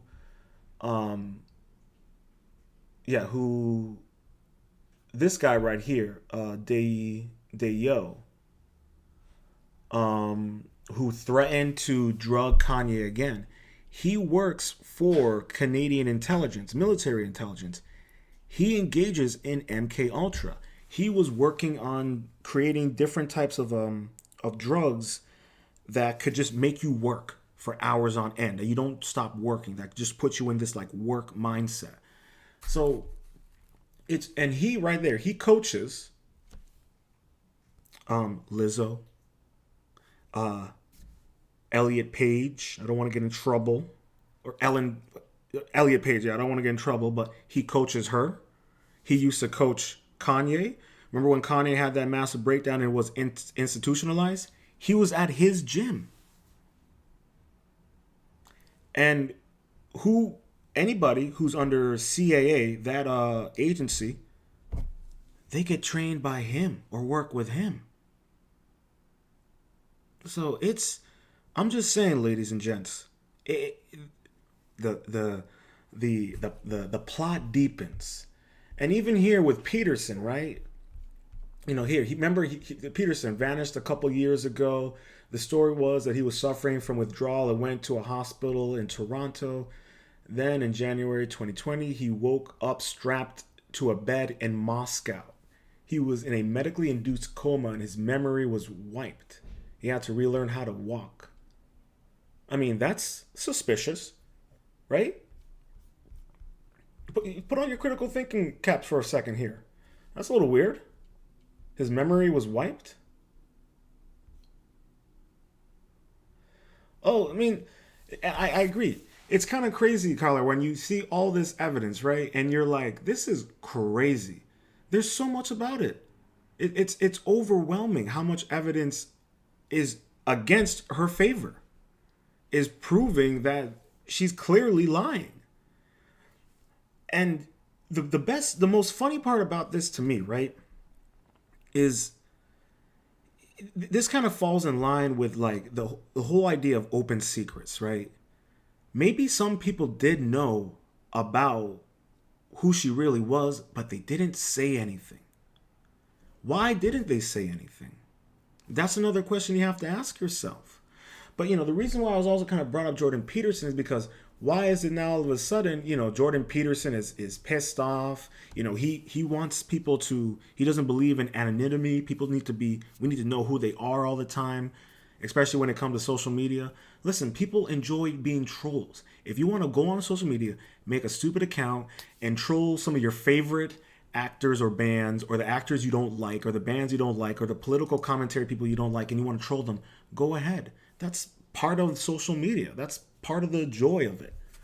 So, when I bring this up, it's just to kind of show you guys that all of this, a lot of these people, they're involved in the stuff that is essentially condoning a lot of these practices that the elites like to do. Okay, whether you acknowledge the occult practices of certain things, and whether you acknowledge karma and what it represents to us as people and the elites and what they do, that's besides the point. What I'm trying to say here is that you're going to continue to see these veils be unlifted. You're going to continue to see these people that people looked up to, that they propped up. Why, all of a sudden they have this big following and this big traction on Twitter, but who are they? And then we later find out, oh, well, they actually were not who they advocate as. And that's all I'm saying. And what I was saying earlier, she was on Tim Pool. I played earlier a video from a guy who supports Tim Pool, who does in the super chats. He's now calling out Tim Pool and calling him a liar because he didn't even acknowledge the quartering and pretend he didn't know him when he's spoken about the quartering on his own podcast. And he knows who he is. So this is what I'm saying. The people out there, right, who propped her up, who have been supporting her, they're not saying anything right now. And you got to ask yourself, why? And as more evidence comes out proving that she's lying, all right, when someone is able to unseal her arrest warrant, she had an arrest, there was a warrant for her arrest, but they won't, the part of why there was a warrant, they won't put out. I suspect because she was a cam girl all the way up until 2020. Okay, the cam girl account got shut down in 2020. So, and I don't remember when she was arrested, but my whole thing is, right, and her father, mind you, her father's a Republican politician, okay? Just so you guys know, her father is a Republican politician. So, and yeah, just like Candace, they're all getting found out. And just like, with Eliza's father being and he won his re-election, mind you. Her father won his re-election, okay? She gets arrested, most likely for escorting, right? Okay, the intel agency is like, hey, you work for us. We'll keep your arrest warrant quiet. Maybe they honeypotted her. They knew what she was doing. They knew her father was a politician. You get a politician's kid in your back pocket, you're good. You're golden. So, yeah. Not that long ago. 3 years ago now? Are we looking at it? Not that long ago. And think about it. She was a cam girl until 2020. All of a sudden, she's blowing up in like 2021, 2022. I don't remember when her arrest was. I couldn't find the thread on that. I think I might have it in my bookmarks. Let me look. But like I was saying, right? So, you know, the intel agencies, they hire her, right? And what do they hire her for? Trafficking work. Makes sense. She used to be an escort, right? It's an easy way of creating a new identity for her, considering the fact that she's changed her names over 4 times, from Eliza Cut. She's changed her names multiple times. So, okay, she's also changing her name. So, my whole thing here, right? The intelligence agency, they have her working for her. Elon Musk gets Twitter. They need someone inside Twitter. He fired the FBI worker. We already know that Twitter is basically an extension of the government. So she all of a sudden gets blown up. She's inside Twitter, essentially, right? So whether or not she is a Ghislaine Maxwell herself, we don't know. I'm not saying that she is. I'm just saying it's suspect, okay? It's very, very suspect. And it's even more suspect that, you find out that she, is a cam girl. Okay, look at this. She was, all right, and if you know anything about OnlyFans, about cam girls, they start out as cam girls, they end up as escorts. Okay, it's look at that chunky monkey. Please. And you're going to tell me you're going to be surprised that Elon Musk got infatuated with her? I'm not surprised. Let me show you guys. I don't know if you guys actually have seen her music video. Let me show you that. Let me show you her music video. I clipped the best part.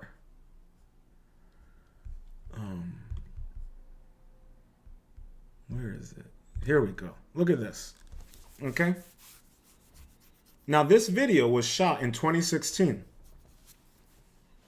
She said she was trafficked from 2007 to 2015, but during that time, she was hanging out with My Chemical Romance, and she was in a relationship with one of the band members from My Chemical Romance. I mean, look at this. So you got to ask yourself, what's her mission? All right, they all have, all these operatives, they all have a mission. They all have something they got to do. What's their task? What's her task? Why do they have her speaking out about trafficking? Right? They have her speaking out about traffic.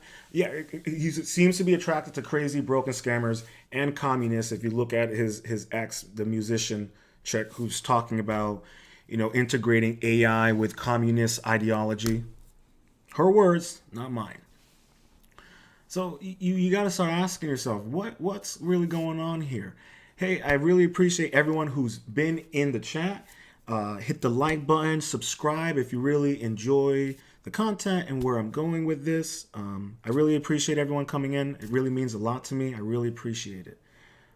So this whole thing about her is that I just think she's an operative. And the way it ties in with, she's going on different podcasts, different shows, Dr. Drew, all of this. And she's advocating against trafficking. But we already know that the intel agency Grimes, that's who I'm talking about, Grimes. Yeah, she's the one talking about having AI, a communistic AI that controls people and runs the world. Yeah, she's a character. But like I was saying, you have Eliza, right? So she's an op. she's promoting, advocating for anti-trafficking. Okay, we already know that the intelligence agency, they get involved in trafficking. Look at MK Ultra. Okay, go down the rabbit hole about Disney and their ties to trafficking in MK Ultra. Look at Hollywood. It's right there in front of you. Right? They can't hide it anymore. And most of the time, they have to be honest about it in order to get manufactured consent. They need the consent from people in order to commit many of these atrocities that they do, many of these, unethical, illicit activities, because they need the consent from us. So that karma comes back onto us, and they don't get that bad karma. So, yeah, you look at this girl, and listen, I love Hotep Jesus. I don't know anything about. I never saw that podcast with him and Eliza. So I haven't watched it. So I hope that maybe I did actually send him the video about Nicole Arbor and her situation with Candace Owens, and I did send that to him in hopes that maybe he might see that and be like, what's going on here? But this whole thing with Eliza, right? Then she's on Tim Pool. Tim Pool pushes back a little bit, and her story begins to collapse, and the truth starts to be unraveled on her. And then Jack Posebic, is whatever you pronounce his last name. He's saying that Durango and his thread and his information is all misinformation. I don't know how it's all misinformation when we can literally go to any thread about Eliza that we have, and we know the truth about her. In this thread here, like I said here, she was dating and she was hanging around with Jeffree Star as well back in 2007. He's a shady character as well. So it's all right here for you. She was on MySpace. She was active on social media. She has had an active social media presence. She was on Blind Date. Do you guys know that? She was on Blind Date. Now, Eliza lives a... There she is. There's Miss Eliza Bleu on Blind Date. My name is on Eliza. the show Nice to Blind meet Date. you. Oh, you ready to go? Okay? Yeah. So what do you do? What do you do? They're all I'm a singer. actors. Oh, yeah? Yeah, it's cool. What do you do? Greta I Thunberg. do computer animation. She was on Boardwalk cool. Empire. Nice. Okay, and what is this? This is in 2006. All right, she claims she was 21, but then a year later, she was 17 and being trafficked. But now we find out she's 41. That don't make no sense. This is what I'm talking about. This is. I mean, I don't blame him. But this is what I'm talking about. This is what I'm talking about. It's so. This is what happens when the intel agencies, they don't properly vet the people that they pick. Because this whole trail crumb about her is getting longer than the Great Wall of China.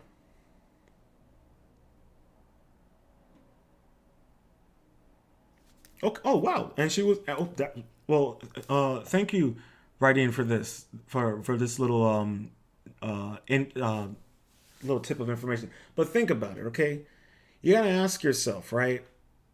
Why is she surrounding herself with those type of friends? You gotta ask yourself. You ask yourself.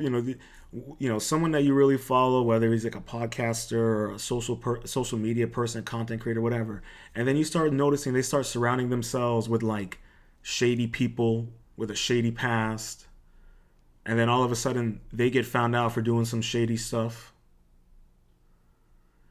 The woman who supported her trafficking story got sued for lying about being trafficked by her own family. So, it's all right there. And I think that this is the issue that I have with people out there who aren't who have a larger platform, who are well aware of her, who aren't speaking out right now about this situation. Because here's my whole thing on it. You know, whether it's the Andrew Tate situation, whether with him or even with this. Let's say with Miss Bleu, it comes out she definitely was lying about being trafficked. And maybe it comes out also she was an escort. All right? And maybe someone manages to find out what her arrest warrant is and they're able to confirm it. All right? And everybody who didn't say anything or didn't come out and question her story, people are going to be suspicious of you. And then people are going to start questioning you and your morals and what you stand for and what your content represents. We know how the internet functions. We know how people are. So these are things that, you know, that in my mind I think about because, I'm just a humble Ronin, just trying to, I believe in mindfulness and being the best version of yourself by being better than yesterday. That's what I try to live my life by. And if you are an individual with a large platform, and listen, you may have gone grifted by her, you may have gone conned by her. That's okay. Acknowledge it. Acknowledge, hey, yeah, we had this, we had her on. We're recently being aware of some about some information about her. We just want to let everyone know, hey, we're still trying to figure this out. We're processing this information, but we want to let you guys know we are aware of it, and we will come out with another statement once we have looked at the information and come to a conclusion. That's all you have to do. And people will be like, oh, okay. The next part is you're going to have to follow up with that. Because, look what's happening with Tim Pool and the video I played earlier. People are asking in his chat. Don't be surprised that when Tim Pool is live tonight, that he's not going to have super chats asking him, hey, why aren't you speaking out about Brittany Venti? Why did you lie about not knowing the coordinating? Why are you not speaking out about this Eliza Bleu situation? Are you complicit in Eliza Bleu? People are going to start asking these questions. And that's what I'm trying to say. These people who have been advocating for her, who are supporting her, have her back, when it comes out that it's true about her, you're going to be complicit in the atmosphere that she has created in bringing irreparable damage to people who actually do real work for saving and rescuing people who have been trafficked and trying to prevent it. And that's the whole point of this whole situation. That's what the quartering is talking about. That's what Brittany Venti has been talking about. That's what that Star Wars girl, Chrissy Meyer, all these people have been talking about. Listen, you're lying and you're doing so much damage. It's going to make it even harder for other people to come out and speak about what they went through, being a trafficked victim. Because then people are going to question them, well, are you just pulling a Eliza Bleu? Like, this is the situation that it creates. And maybe that's what they want. Maybe that's part of the agenda. Maybe part of her agenda that she was given, her assignment by the intel ops is, hey, you got to muddy the waters for us. Why? Why are they muddying the waters? Why is it, right, that Andrew Tate, he gets arrested back last year for trafficking, comes out, the Romanian government says, yeah, we got nothing on him. Not true. They let him go. Then all of a sudden this year, they get him in what, January or December? And then all of a sudden, next thing you know, Eliza Bleu is blowing up. She goes on Tim Pool, talks about Andrew Tate's victims. Tim Pool pushes back. Videos of supposed victims also saying, yeah, none of it is true. Maybe his tactics, if the trafficking tactics that he was using, fine, he was doing that. But if these women who are putting out videos saying he didn't traffic us, yeah, he may have used those tactics, but we also were into it. You have to start being, you can't just jump to conclusions, because we also have to keep in mind, leading up to his arrest again, he kept on speaking out against the, as I like to put it, the military, industrial, corporate, pharmaceutical complex. All right, he was speaking up against the machine. He was speaking out against the matrix. And then all of a sudden, he gets arrested again in Romania, which is also a very corrupt country, all right, kind of similar to Ukraine, all right, and he moved there because, well, it's easier for him to live the kind of lifestyle that he wants to live. There's not as many rules. You can pay people off a lot easier. You know, Tim Dillon, who's a comedian, he hung out with Andrew Tate, did a podcast with him. He talked about his experience in Romania and how he was in a cab and he got the cab driver was like, hey, you need a woman? You know, Tim Dillon is gay, but like, hey, you need a woman? That doesn't happen here. It's not like you're going to get into an Uber here in the U.S. and the Uber guy's going to look back and like, hey, do you need a woman for tonight? That's not how it works here. So we have to keep in mind that he doesn't live in Western Europe necessarily. I'm not sure where exactly Romania is. It might be more Eastern, but don't quote me on that right now. But what I'm saying is, right, so, you know, you have her pushing out Andrew Tate, but what about Epstein? Think about that. Why is it that they're so hell-bent on getting Andrew Tate, but they won't even release the Epstein list? And we know that Bill Gates' wife, she left him because he was hanging out with Epstein. You know, so Bill Clinton, Epstein went to the White House several times. Bill Clinton has been on Epstein's Lolita jet 21 times or something like that. So, and Bill Gates was hanging out with Epstein after he was convicted for child trafficking and all of that stuff. So, I mean, it's right there in front of you. And if you know anything about Jeffrey Epstein and you know anything about Ghislaine Maxwell, she was involved in intelligence. Her father was a Mossad agent. So all I'm saying here with Eliza, essentially, she's an op. She's an actor. Her agent, she has an agent. What kind of trafficking advocate has an agent? And an agent from CAA? That also has, that sponsors actors? I mean, just think about that. It's to me, it's so funny to me. It's like right there in front of you. It's like, so what are we doing here, ladies and gents? What's the plan here? And or what's the agenda? What's the agenda that they're trying to promote? I don't know what that is. I know the kind of agenda they're promoting with the LGBTQ. We blatantly know that they have infiltrated that agenda and infiltrated that group and what they're trying to push there. But I don't know what they're trying to do with Eliza Bleu. Like I said, my speculations range from either she's there to allow them to continue such trafficking stuff online and be there to be like, oh yeah, we're doing this, we're doing that. But in the backhand, they're doing the exact opposite. I mean, it's something like that. This is what I'm saying. People have to think about and question, what is her agenda? Because the truth is coming out about her. Everyone who's on the live stream, you all saw she was a cam girl all the way up until 2020. She was doing cam work all the way up until 2020.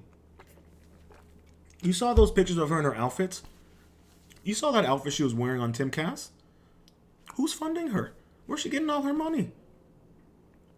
You don't see Maria Farmer wearing all these kind of crazy outfits and doing all of this stuff. So, these are things that I look and I see, and it makes me wonder, what's really going on here?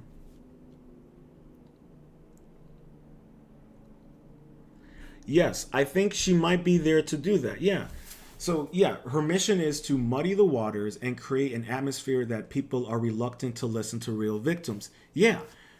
And why is that? Could it be that soon a bombshell of a report is going to drop? Maybe a victim is going to come out and it's going to drop. And then at that point, people aren't going to necessarily believe the story because they're apprehensive because of Eliza Bleu. I would not be surprised. Look at it with any type of agenda.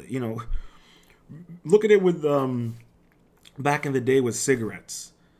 you know, Dr. Johnson recommends, you know, Sugar Smile, the most refreshing cigarette. You know, your doctors love these. Think about it. Remember back in the day where the doctors were smoking cigarettes, right? Or with sugar, where they were saying fat was bad for you, but sugar was good for you. It's like you know, whatever it is. You put these people in places to speak on various agendas. And think about it, right? We're so caught up. The whole trafficking movement, the advocatism for it right now is being upended by this one woman. Think about that. And then all these organizations, right? You got to start questioning these organizations now. I just thought about this. Start questioning the organizations that are willingly promoting her. And then start questioning the ones that are paying her to speak. Especially if people tweet to those organizations, to their social media pages saying, hey, you can't have her on. Hey, you can't have her on. She's doing this. She's doing that.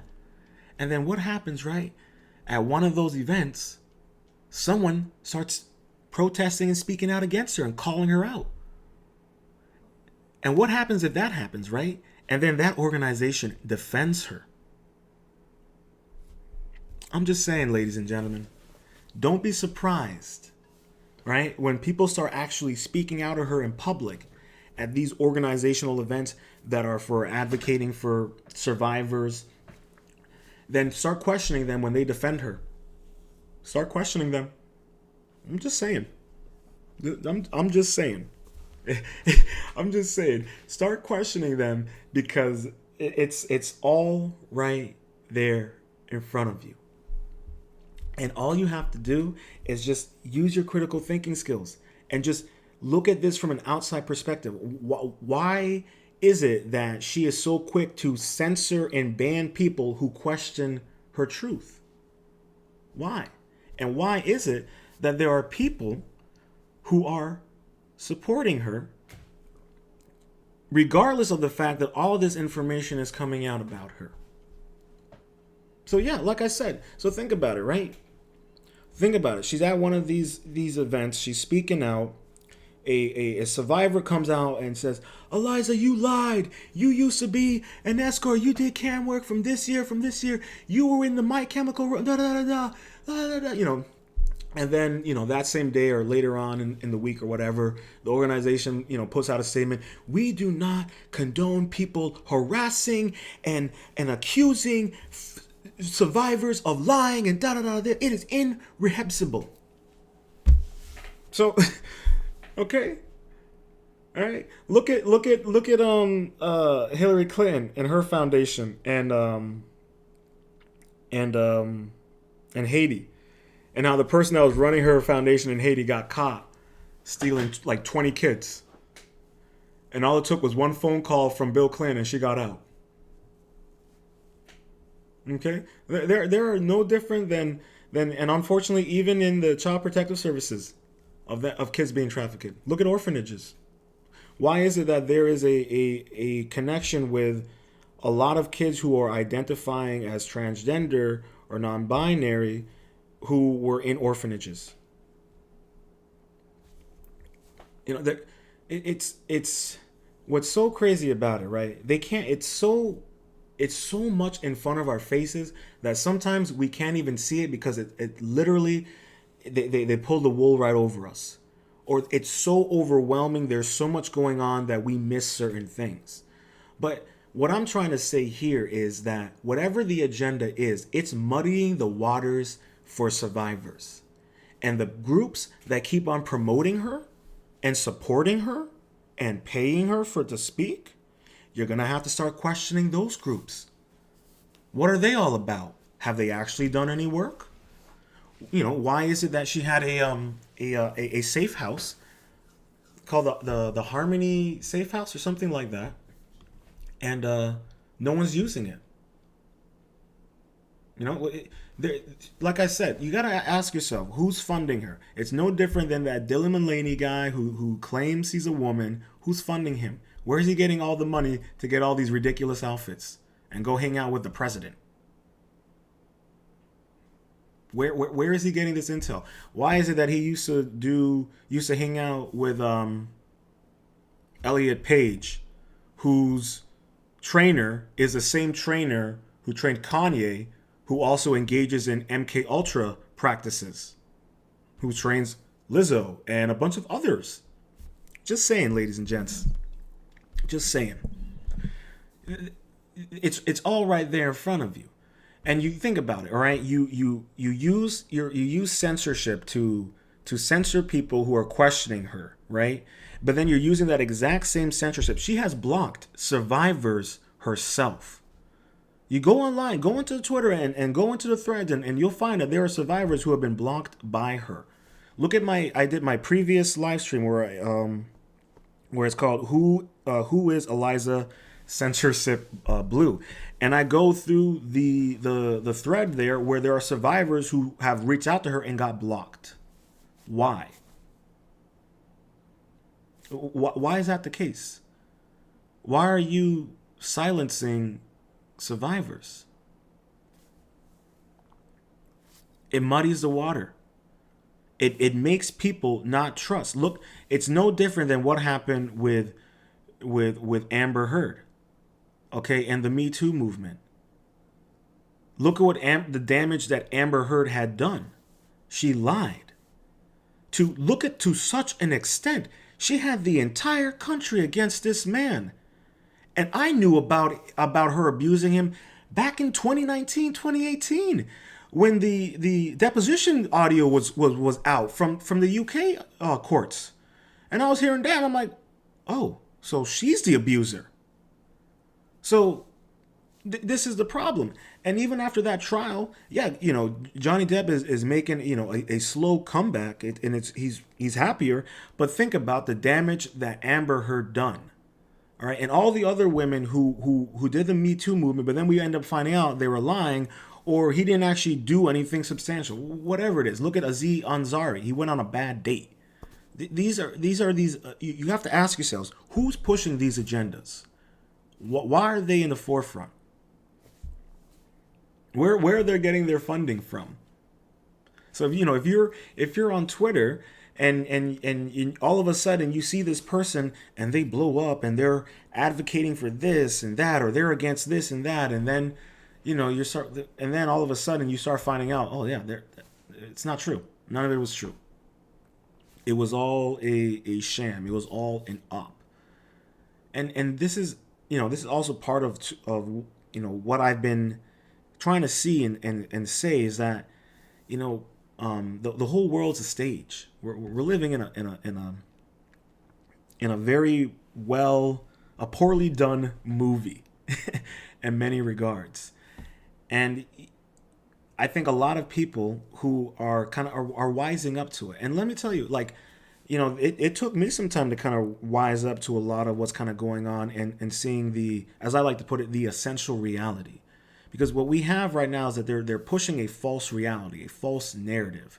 And for whatever reason, whether it's for, more censorship or more to take away more people's rights or their right to protect themselves, whatever it can be, they're going to have actors in there to push the situation. Who's Megan Walsh? I'm not familiar with that one. But yeah, you got to start. You're going to start reflecting on situations or events, and you're going to start asking yourself, okay, what was this really about? What was really going on in this situation? And you're just seeing that, and it's unfortunate, and it's disgusting. But this is how they operate. This is just how they operate. This is what they do. John Walsh daughter. I'm sorry, it's still not ringing a bell to me. I apologize, Rindy. I apologize. It's so crazy to just think that here we are, right? I think it's what's crazy about it, right? I don't think anyone here would have thought to themselves that they would be witnessing in real time a woman lie about being a trafficked victim and use that as a way to propel herself into the spotlight and to push whatever agenda. I don't think any of us had that on our 2023 bingo sheet. All right. I don't think we had that. But this is just, it just takes the cake. And it just keeps on making you wonder, what's next? What's going to be the next agenda? Who's going to be the next actor? Oh, okay. Okay, well, here's the thing. I think I know what you're talking about. Here's the thing, right? Recently, the High Moon shooter, there was a video where I've seen the guy, the one shooter in California that they actually caught and arrested, that one Asian shooter. So I'm sure you guys have seen the footage of the cops, the marshals, they're arresting him. Did you know that was all, there were actually camera lights behind that cameraman? Because I saw a video today of a cameraman behind the cameraman who was there for the arrest of the shooter. So listen, there are so many ops and psyops being ran right now. America is the most, besides China, we are fed and North Korea, we're fed so much propaganda. It's astounding how much propaganda we are fed, and people just ingest it. And from the beginning of 2020, I would even say from late 2019 to right now, the veil continues to be unlifted. And some people are waking up to it and are like, hey, this is wrong. This isn't right. We need to address this. Something needs to be done about this. And yeah, these, whether it's these abductions, whatever it is, there's always, some of these some of them are real. And then some of them you got to question the narrative. How did this happen? Why is it that, for Miss Eliza Bleu, why is it that she had an arrest warrant out for her? Why can we not see that? Everything else is public. Her mugshot is public, but the reason why she was arrested is not. Isn't that weird? That's a little weird. Why is it that she was a cam girl all the way up till 2020? I'm just waiting for a guy to come out and be like, I paid Eliza Bleu to have coitus with me. I played Eliza Bleu so I could see that whispering eye. I'm just waiting for that. I'm waiting for when that comes out. I mean, it's already obvious. She was doing cam work. You saw the video of her. It's no different than the girls who do OnlyFans. First, they start off with just showing a little leg, and then it goes to showing them laying in their underwear, and then it goes to them in lingerie, and then it goes to them butt naked, spread eagle, and then it goes to them sleeping with their fans for sums of money. Not all of them, but I mean, let's be real. Think about it. When you have that one sub who keeps on giving you more and more money, and you're like, you know what? I like him. I'm gonna. It's blatantly obvious.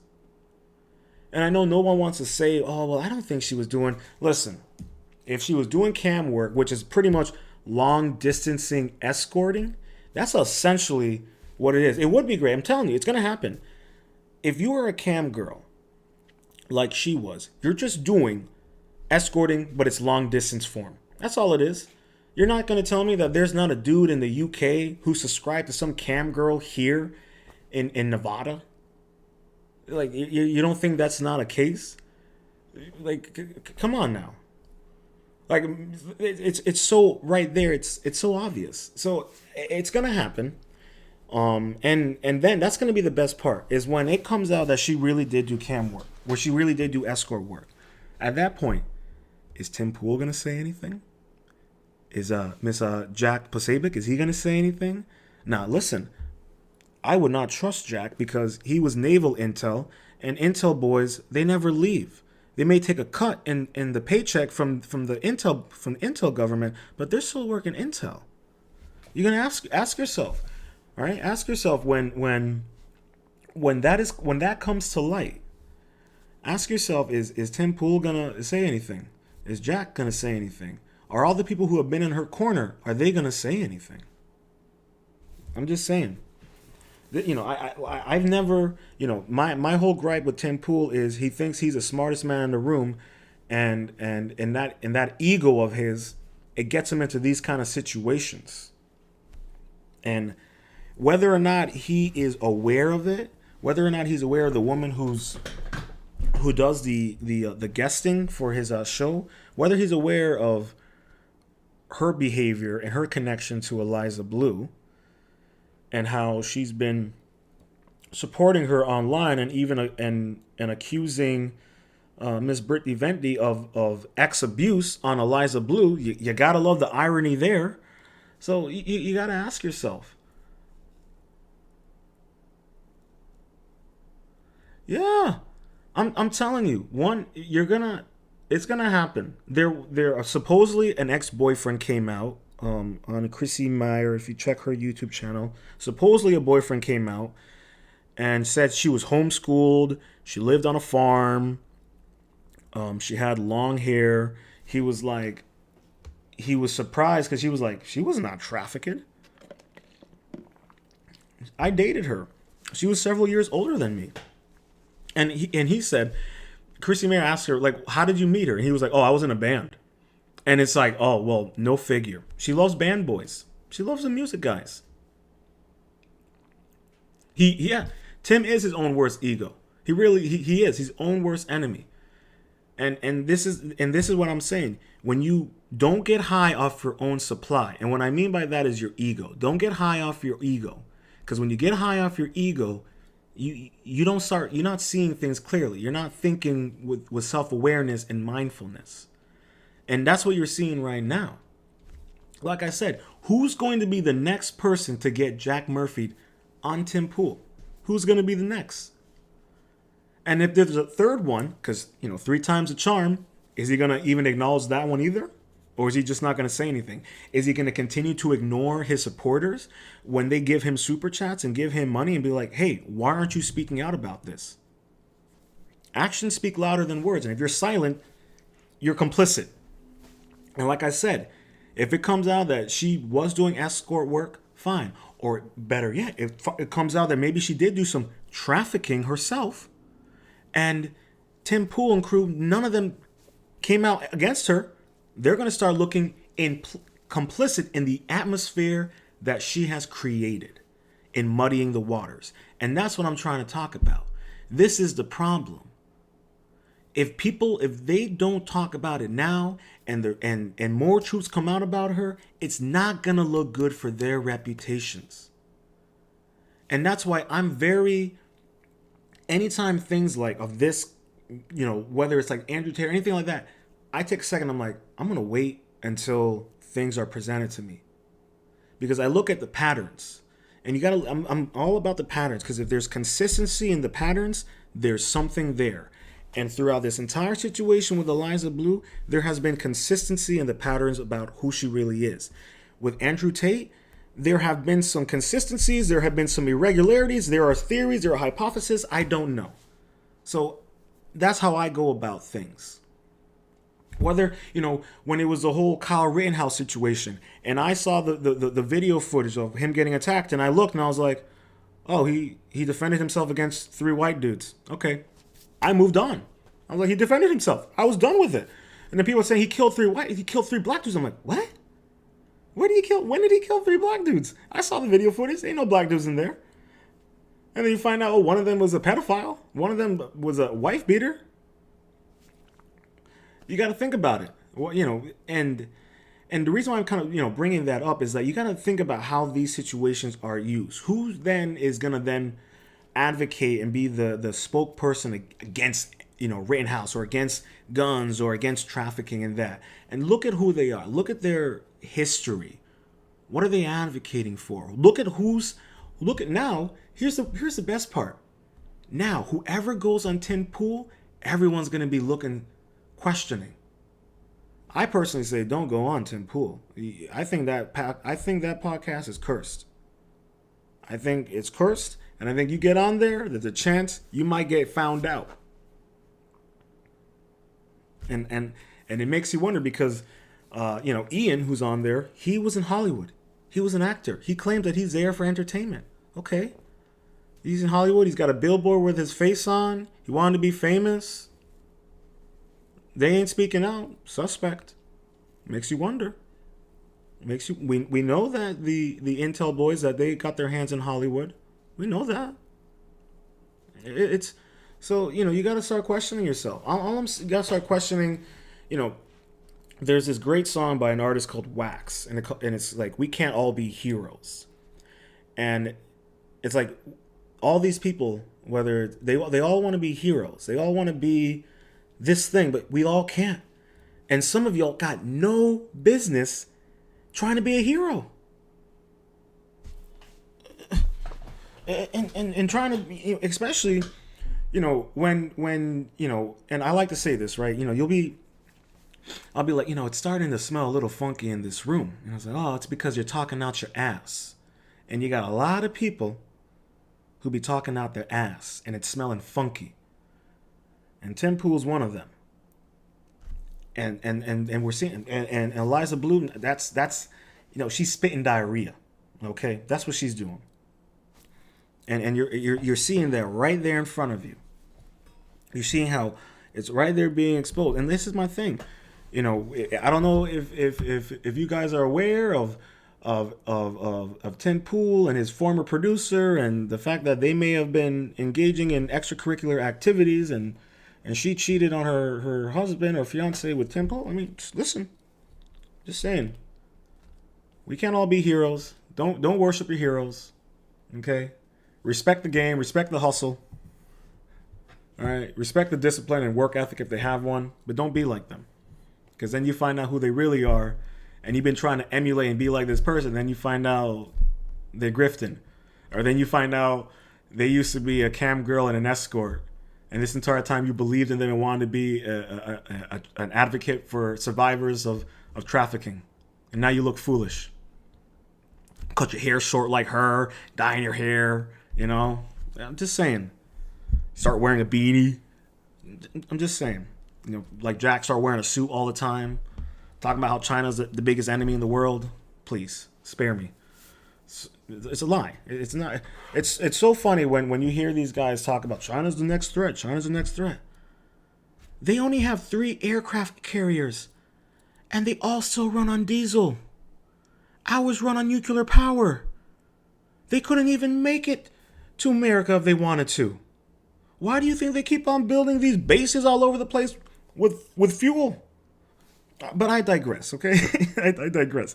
It's just funny to me when you hear these cats, talking about how China is the next big threat. And then I go and listen to like the China show, people who actually lived in China for 10 years, married to ethnic Chinese people. And then you find out the reality, and it's like, oh, okay, so I don't really have to worry about China. They're not really going to invade Taiwan anytime soon. Listen, the last time China was in a battle, they got their ass kicked by the Vietnamese reserve troops back in the 70s. And they lost like 70,000 men. Or we don't have to talk about the Korean War and how they send in hundreds of thousands of troops with no weapons, no winter clothing, and no shoes. But whatever. I digress. But all I'm saying is, we gotta. There's nothing wrong with listening to, these intelligence people who speak and talk about these things. A lot of them, they do make some good takes and they do say some good things. But yeah, exactly. They're calling him out. Exactly. Yeah, I'm not surprised. that they're calling him out. And how ironic that they're calling him out on Truth Social. I'm not surprised.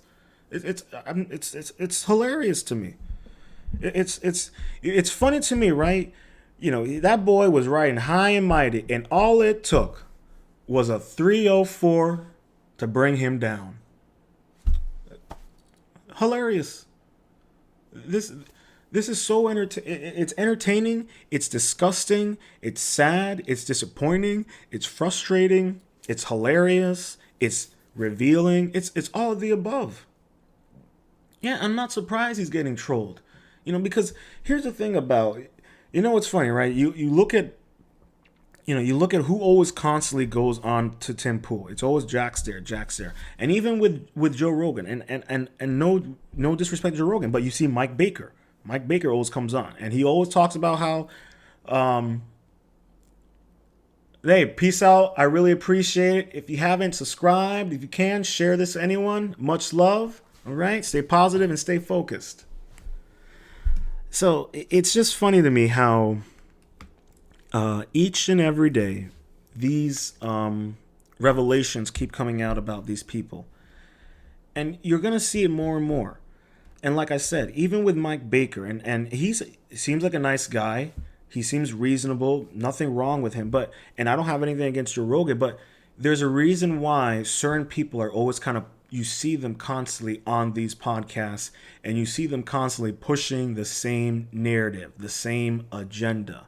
All right. And whether or not Joe Rogan is aware of it, or whether or not Tim Pool is aware of it, I don't know. I can't say that for sure.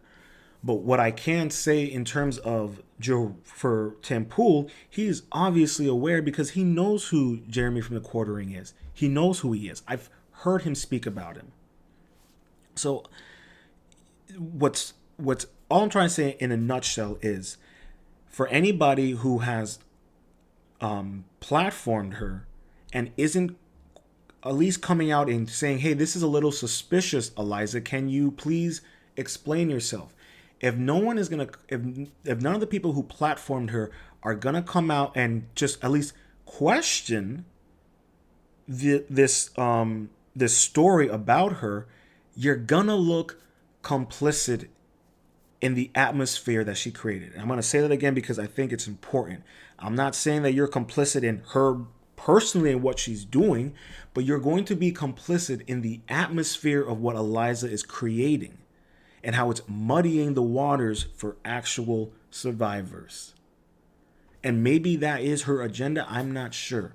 But all I know is that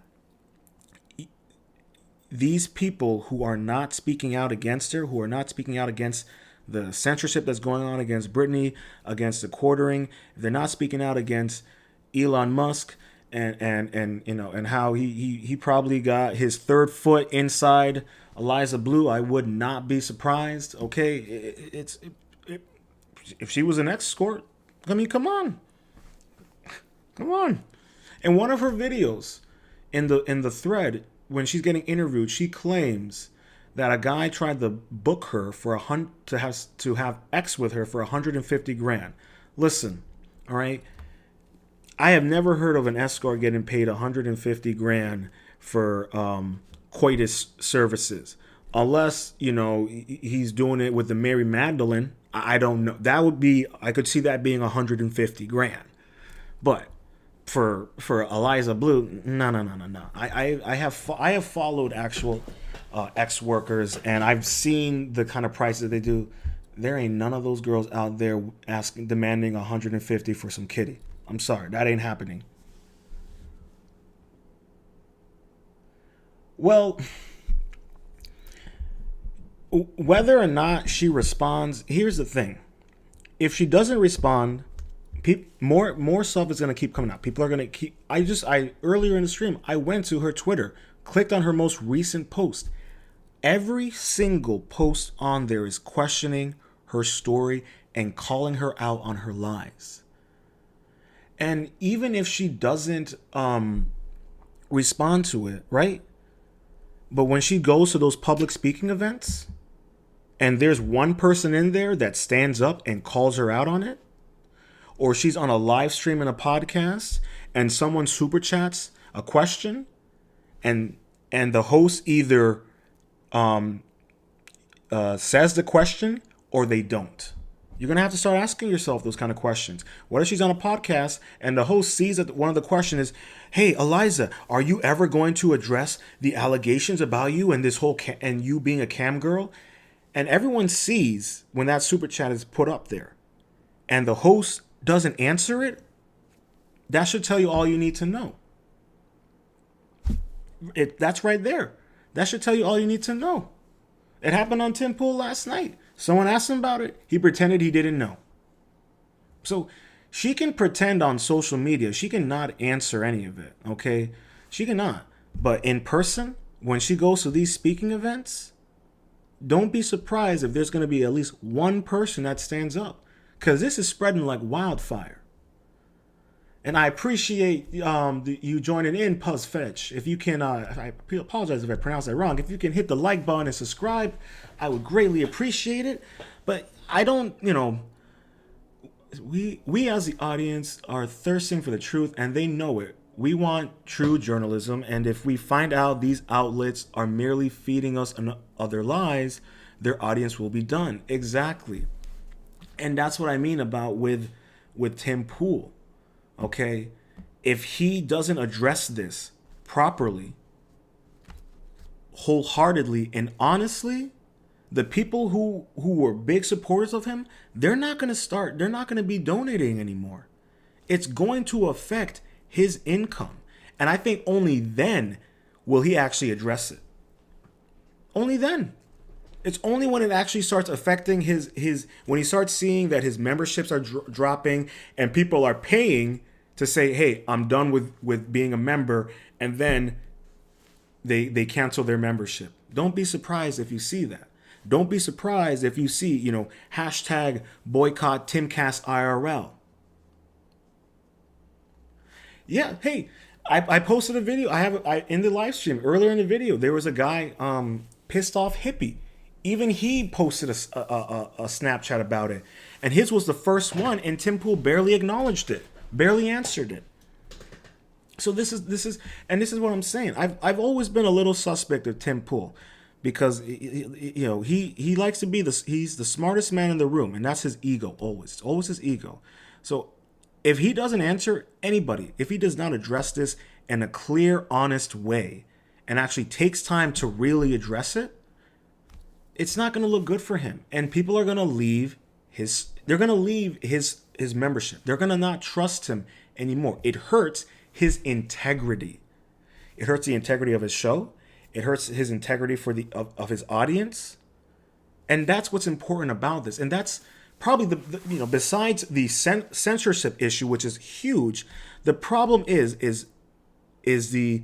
the disregard for the audience and the people who support these platforms, who gave her, Eliza Bleu, a platform.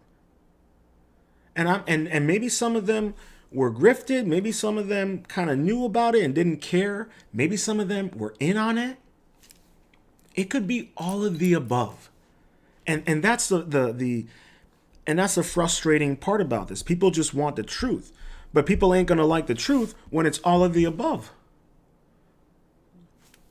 And how are people going to want to continue to listening to Timcast? How are they going to keep wanting to listen to it? How do they want to keep listening to Jack? They're not going to trust these people. They're going to keep on questioning them. The internet never forgets, especially if you're someone who willingly gave money to Tim Pool and his show, or Jack and his show, or whatever, or even to Miss Eliza and her organizations. People are gonna be like, wait a minute, I'm supporting your content, your business, but you're not even supporting the morals and the creeds of what you advocate for within your business structure. And that is completely not fair to the supporters. It's completely not fair to us. We look to these independent journalists, we look to these other outlets, because at least they're going to not look at us as idiots. They're not going to just blatantly lie to us, we hope. And they're going to be more forthcoming and hold themselves accountable and acknowledge if they make mistakes in, whatever article they've written or anything that they present, that they acknowledge what they're doing. But we're not getting that right now. We're not getting any acknowledgement. And to me, that just points to a larger issue at hand. That whether or not Tim Pool and his crew are in on it, or are cool with Eliza, and Amanda, who runs the booking for his show, she's cool with Eliza. How much of what if she's got Tim Pool's balls in a vice? Who knows? The boy talks like he's got big cojones, but right now it's looking like he got none. And I have no disrespect, but I'm like, this is for real. Come on now. Man has millions of subscribers. He's gonna act like he doesn't know who the quartering is? Most people who are on YouTube or who watch YouTube, they know who he is. Whether or not they watch his content, they know of him. And for him to act like he don't know who he is foolish. But it just points to what I'm saying, okay? That Miss Eliza Bleu, all right, Miss Eliza Honeypotted Bleu, she's an operative. What her agenda is, I'm still trying to piece that together. I think it has a little bit to do with trying to muddy the water, as Brendan said, about muddying the waters of the atmosphere about victims and making people reluctant to believe victims. That could be it. And that also, by muddying that waters, it makes it easier for people to engage in trafficking. It makes it easier for them to not put any resources in actually investigating and engaging in this. Look at Ashton Kutcher and what he has done for trying to advocate against trafficking. There are groups out there. There's a military, I can't think of their name, but they're literally a military guys who literally go around and do raids at trafficking sites. All right, there are people out there who are doing legitimate work, who are putting their lives on the line every day. And then, we got 3 or 4 Eliza Bleu, shaking her kitty online and then saying that she was trafficked at the same time, but she's a groupie for My Chemical Romance and dating one of the band members. And her father is a politician. Come on now.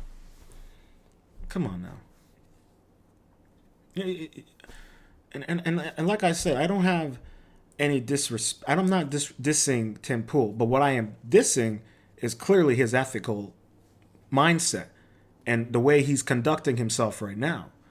And maybe tonight we'll see if he acknowledges it. Maybe not. Probably not. Just like he barely acknowledged Jack Murphy. But this is the problem. This is the problem when you don't hold yourself accountable for your mistakes or whoever you got involved with, even if it wasn't substantial. And that's what you're seeing right now.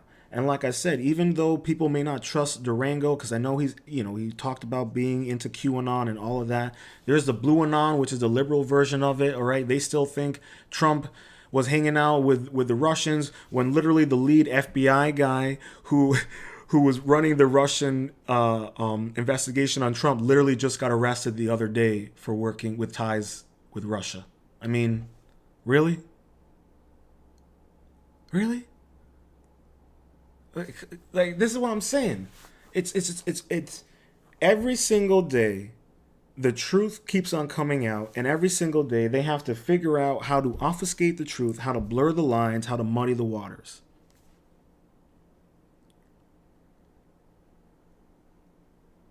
I mean, listen, you might be right. And maybe here's the thing, right? Here's the unfortunate side effect. Let's say, right, that the technology that he's built, let's say he really had good intentions for it. But we all know with anything like that, the intel boys are going to get in there. And whether or not they, just like with Twitter, where a former FBI agent was working in Twitter, you might have people in there who are working for his organization and who are then going to leave that organization and take the skills and the technology and what they've learned and apply it into furthering the security apparatus within our country. It's entirely possible. I'm not doubting that. It is entirely possible.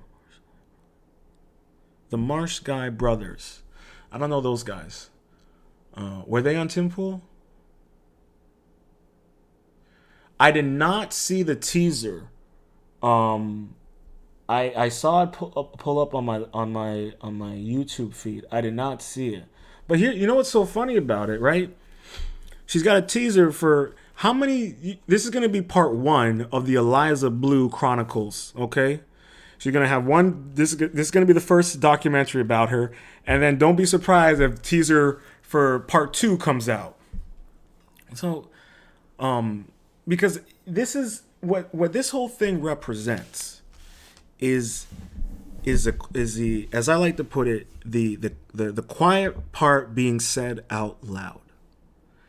And in my mind, the quiet part that's being said out loud is we're starting to realize that a lot of these operative actors, they're pushing certain agendas. And then when people realize who they are, their past, then they start connecting the dots to the agenda that they're pushing. And it's right there in front of us.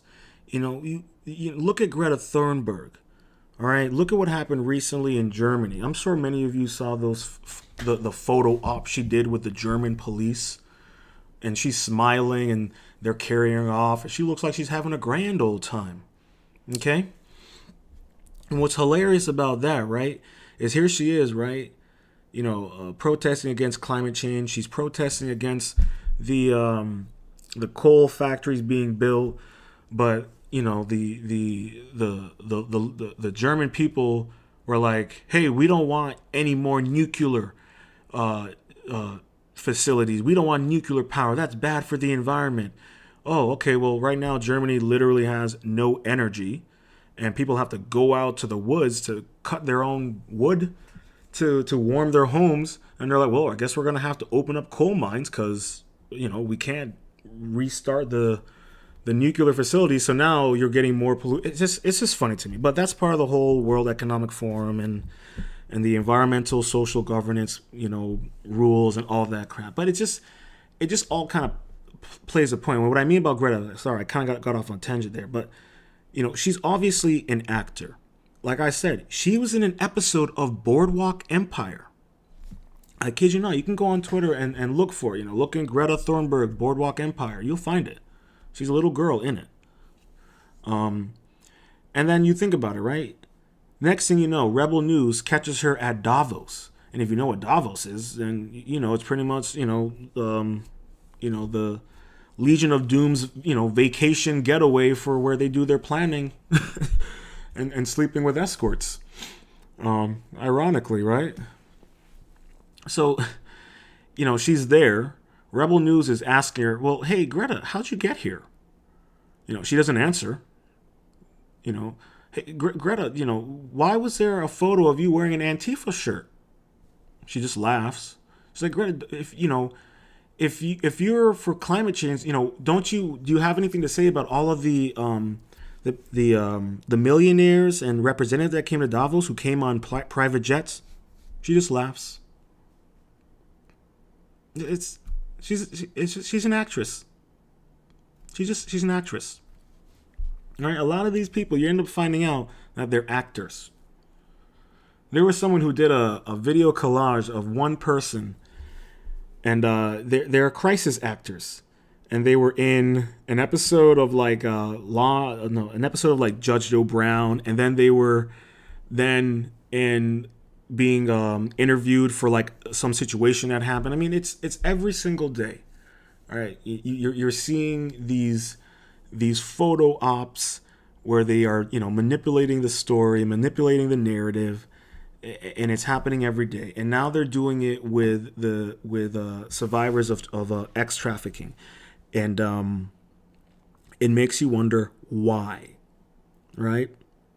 And I think it all ties to them trying to pin down Andrew Tate. Regardless of whether you like him, hate him, think he did it, it doesn't matter. You got to just look at the connections, all right? She blew up, and then the next thing you know, she's on Tim Pool speaking out against Andrew Tate, reading some statements supposedly from the victims. Tim Pool pushes back, her narrative collapses. At the same time, you got women who engage in Andrew Tate coming out saying he never abused us, he never did this to us. Whether or not he used, grooming, trafficking tactics, supposedly he did. But regardless of that, if these women are coming out and saying he didn't traffic us. He didn't abuse us. And then they're bringing their statements to the Romanian government, and the Romanian government is refusing the statements. It's weird. It's just weird. And it just makes you question and wonder what really is the narrative that's going on here. What are they trying to push? What is her agenda? Like I said, okay, she got a warrant out for her arrest because she was an escort, cam girl. What, either they honeypotted her or she stole from a client. Could be any of those kind of things, right? At the same time, her dad's a politician. He gets his reelection. She's hired by the agency, okay? Now she's doing, being a spokesperson for trafficking all of a sudden. This is what I'm talking about. She just came out of nowhere and she's doing this work. Yet when you dig into her past, she was doing cam work up until 2020. And if she was doing cam work up into 2020, she was doing escort work up into 2020. I don't know. Maybe Jack hired her for a night. Who knows? Maybe Tim Pool did. Who knows? Maybe this Amanda girl hired her for a night. Who knows? Who knows? It seems like the way Tim Pool be running his operation, seems like he got a couple squeezes over there. Yeah, if you don't know, look into the recent, situation with Tim and his former producer and her leaving and her, cheating on her fiance with Tim. Just look into all of that and start seeing how a lot of these people are suspect, and for whatever reason it is. And you got to ask yourself, okay, are they willingly complicit, or are they unwillingly, are they unconsciously, or is it all the above?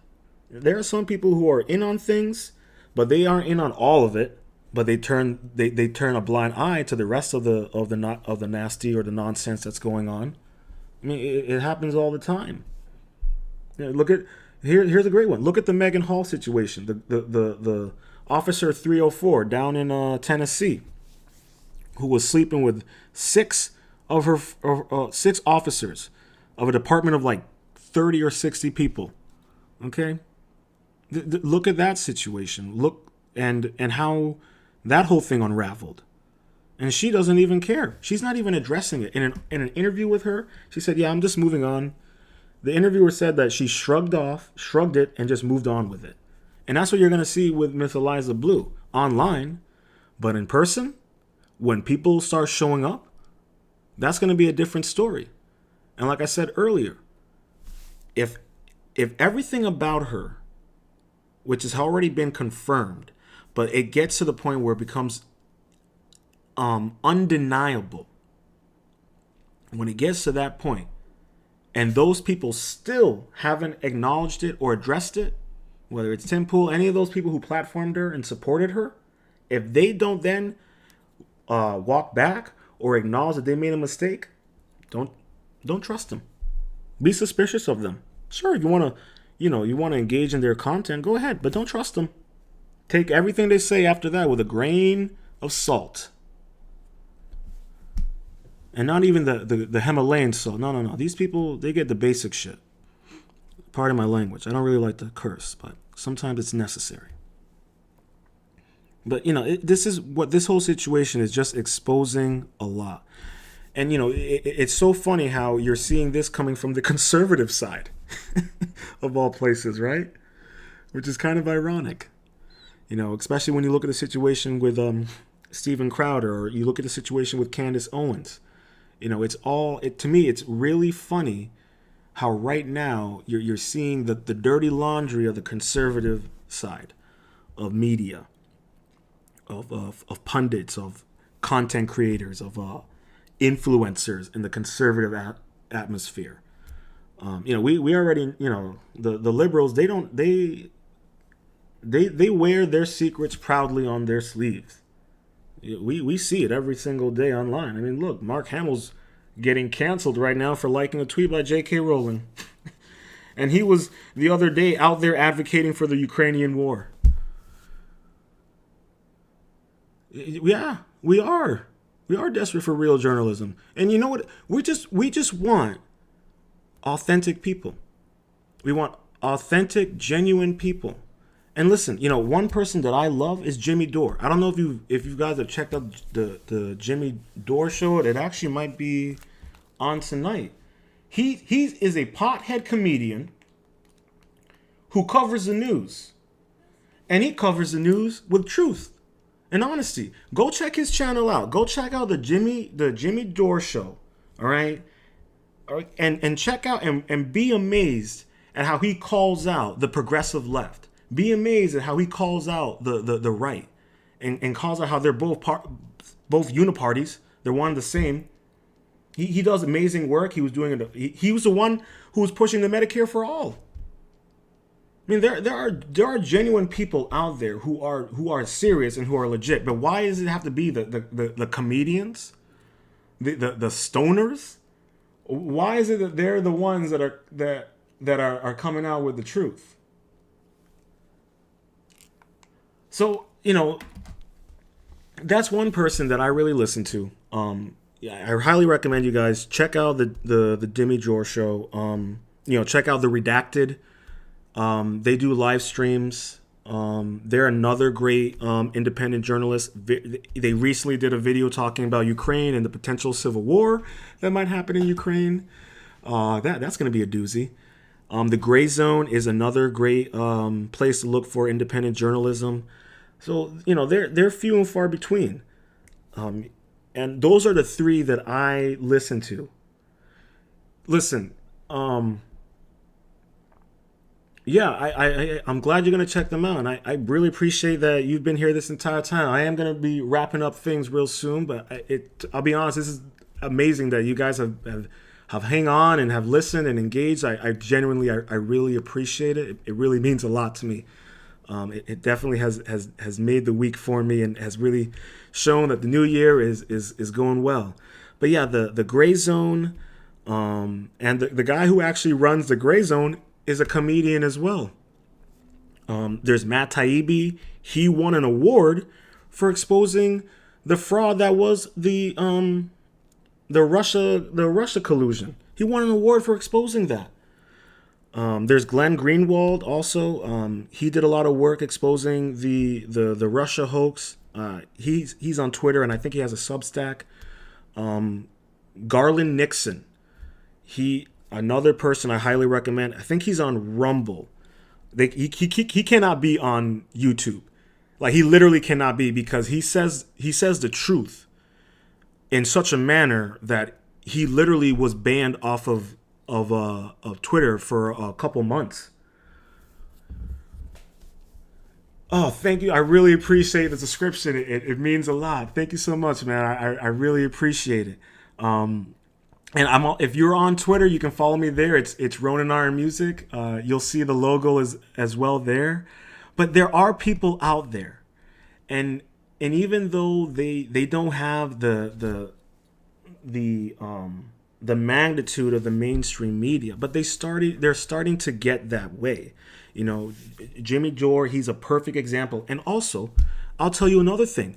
He was injured by the vacation. And if you know what I mean by that, read between the lines, because this is YouTube and I have to be careful. But he was injured by it. So, and he talks about it openly on his show that he was injured by the vacation. So, just putting that out there for you, if you're someone who, who's a little conflicted about everything and trying to understand, he's one person that you can listen to that will be honest about his experiences on that. And he's a progressive left. So there are people out there, and it's few and far between, but they are out there. So like I said, the Gray Zone, the Redacted, and Jimmy Dore, those are the three that I really like to listen to when it comes to getting my news, because they're the three that actually cover the things that are important for us as individuals, for us as Americans, and for us as a society. We need to kind of be more, Jimmy Dore, he talks a lot about the health insurance. He did a great segment on Monday about how United Health is pretty much a fraud and a scam, and how they're scamming the elderly and the retired. The redacted, like I said, they talked about what's going on in Ukraine, and they also talk a lot about the World Economic Forum in Davos and what their agendas are, and the gray zone. They cover Peru. They cover what's going on in Peru, what's going on in Brazil. So they're out there. They're few and far between, but they are genuine, and I wouldn't give you guys those information, those recommendations, unless I care and listen to them. Listen, hey, I used to love NPR, but can't love them anymore now. I remember reading CNN articles back in 2011, 2012, and I remember then being like, okay, they're being biased, but they're supposed to be unbiased. So, I think we all can kind of do a reflection on the moment when we realized that mainstream media was lying to us. I think we all have that kind of moment. And so, we're at a precedent now where we're trying to look for that. And then a lot of us, unfortunately, we end up becoming our own investigative journalists. How many of us out there right now are literally independent investigative journalists for ourselves just because no one else is giving us a straight answer? And, you're going to continue seeing that. And I advocate for people doing their own research. I advocate for freedom of thought. I advocate for freedom of expression. My whole thing is you can be the best version of yourself by being better than yesterday. And, and whether it's the little things or the small things, the little victories pave way for the long-term victories. And having people who live the mindset that they preach and speak is important. And also, if they end up making mistakes in the way that they live their lives publicly and what they advocate for, and if they acknowledge it and they hold themselves accountable, those are people that we can appreciate and respect, even if we don't necessarily like them anymore. It's so funny. Yeah, people be looking at me crazy when I be like, hey, did you know that this is going on and how this connected to this? I will never forget when I was talking to a friend explaining to her how the agenda with our crops and how they're purposely trying to make it illegal for regular citizens to grow their own crops. They actually made that illegal in Australia. You can't grow your own crops. They consider it environmental terrorism. Take the time and wrap your brain around that logic. And I was explaining to her about the World Economic Forum and how they're trying to control our food. And she's looking at me like I'm crazy. And then I'll never forget that one day she came up to me and said, hey, Pat, you were right. And then I was like, okay, you ready for the next part? So it is, excuse me, I apologize. So it is funny how we're getting so frustrated with the mainstream media and that we're like, you know what? F it. I'm going to go and do my own research. And then the next thing you're out there yelling to the rooftops, telling everyone, it was all a lie. It's a scam. No, he's not dead. It's real. You're like Chicken Little. And people are looking at you crazy. And then it ends up becoming, and then that information that you're talking about is confirmed and the mainstream media starts talking about it. And you're just sitting there like, yeah. People are like, hey, did you hear about this? Spare me. I've been known about it. Don't even come to me about it. So it's just kind of getting to that point where, people, there are certain things that people were like, now people are starting to question Brittany Griner and, her, orientation. Chrissy Meyer did a video about it. And I was laughing because I'm like, girl, you late to the party. You are late to the party. If I were to tell you how so many of our celebrities might potentially be, let's just put it this way, inverted, you would be blown away. So it's just kind of funny to me, and like I said, we also have to be our own voices for the movements that we support. And even if you're not someone who, wants to be a creator or a spokesperson, the way you can be a spokesperson is just by constantly saying, hey, I believe in this, or we need to ask these kind of questions. Exactly. my whole thing is, and I tell people, just like you, I say, hey, I will tell people something. They'll look at me like I'm crazy. And I'm like, hey, do your own research on it and make up your own opinion about how you feel about what I have said and the information that was provided to you in your research. I'm not here to change your mind. I'm just here to provide you a perspective to consider. And most often it kind of works. And I've actually convinced certain people who were like looking at me like I'm the crazy guy who comes out of the cave every once in a while and tells you, the earth is we live in a giant eyeball and the earth is flat and all this craziness. But if you approach some with more reason, be like, hey, this is some information. Just take what you want with it and do your own research. And please come back to me. Let me know what you think. Tell me if I'm wrong. If I'm wrong, please tell me that. And I think people are more willing to respond to that. And it took me some time to kind of learn that. Sometimes I would just jump out and tell them the agenda, what's going on, who Carl Schwab is, who his father was. I'll jump into that, but I've learned can't go like that. I can't just tell them that the day of the Uvalde shooting was the same day of Carl Schwab's birthday and that it was a ritual. I can't jump into it like that. I can't go like that with people. So I have to navigate myself. And I gave you guys 3 options of people for your news. Now, when it comes to the stuff about the occult and all the intel stuff, the podcast that I listen to the Higher Side Chats with Greg Carlo. He does amazing interviews with various people. And it was listening to him, and I actually found out about him from Tim Dillon's podcast. Listening to him, it made me realize, oh, wow, there's a lot of people out there that are presenting different forms of information, but it relates to what the mainstream media is saying. I have not, but I will look him up as well. And then there's also Macroaggressions with Charlie Robinson. In his podcast, he does a great job of covering the geopolitical and the political, I would say, movements in terms of the ESGs, the LGBTQ, agenda that's going on, the unethical agenda in that community. He covers a lot of that stuff.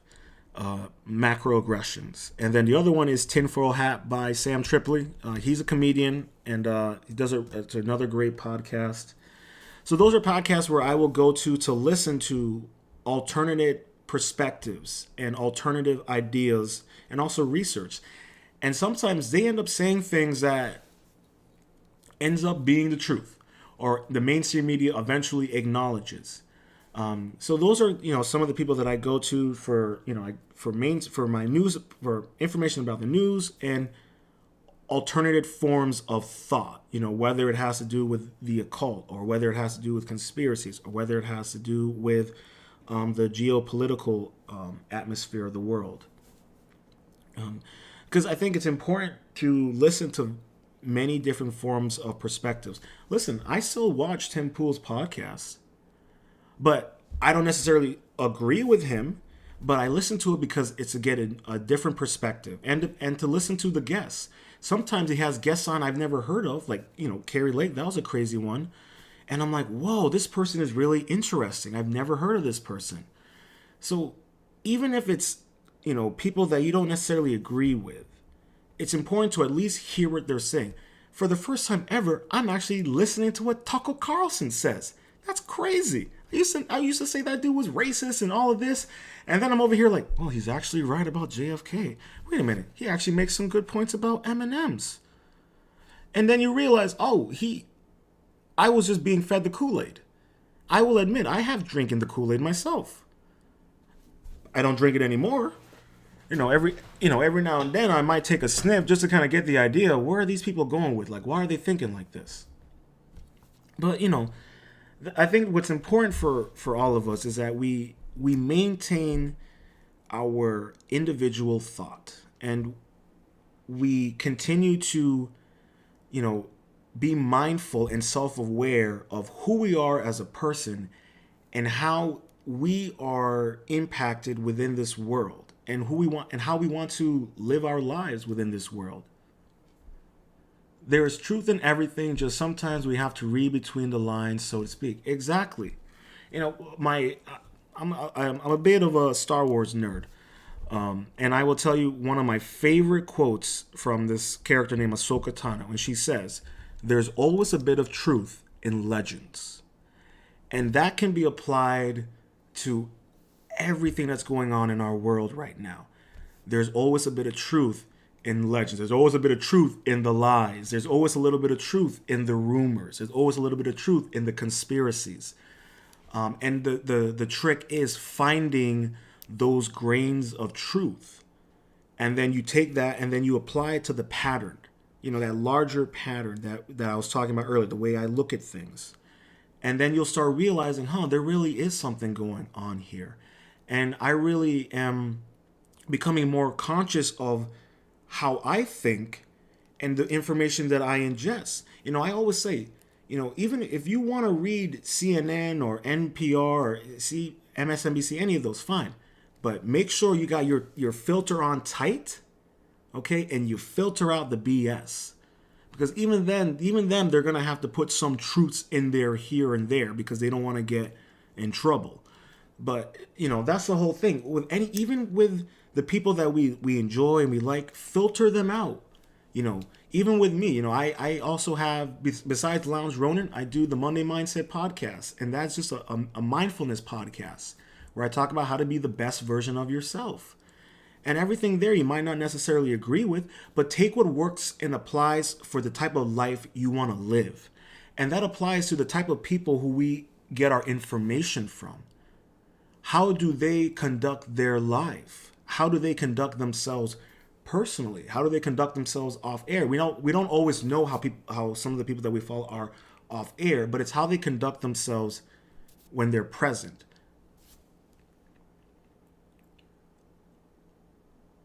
Yeah, you're right. Body language, and not only that, you also, liars will also lie by creating an excuse for not being honest, and that's just another form of lying. You know, you're either stonewalling or you're using stonewalling as a form to lie, or you're gaslighting as a form to lie. All right, we've all been in that situation.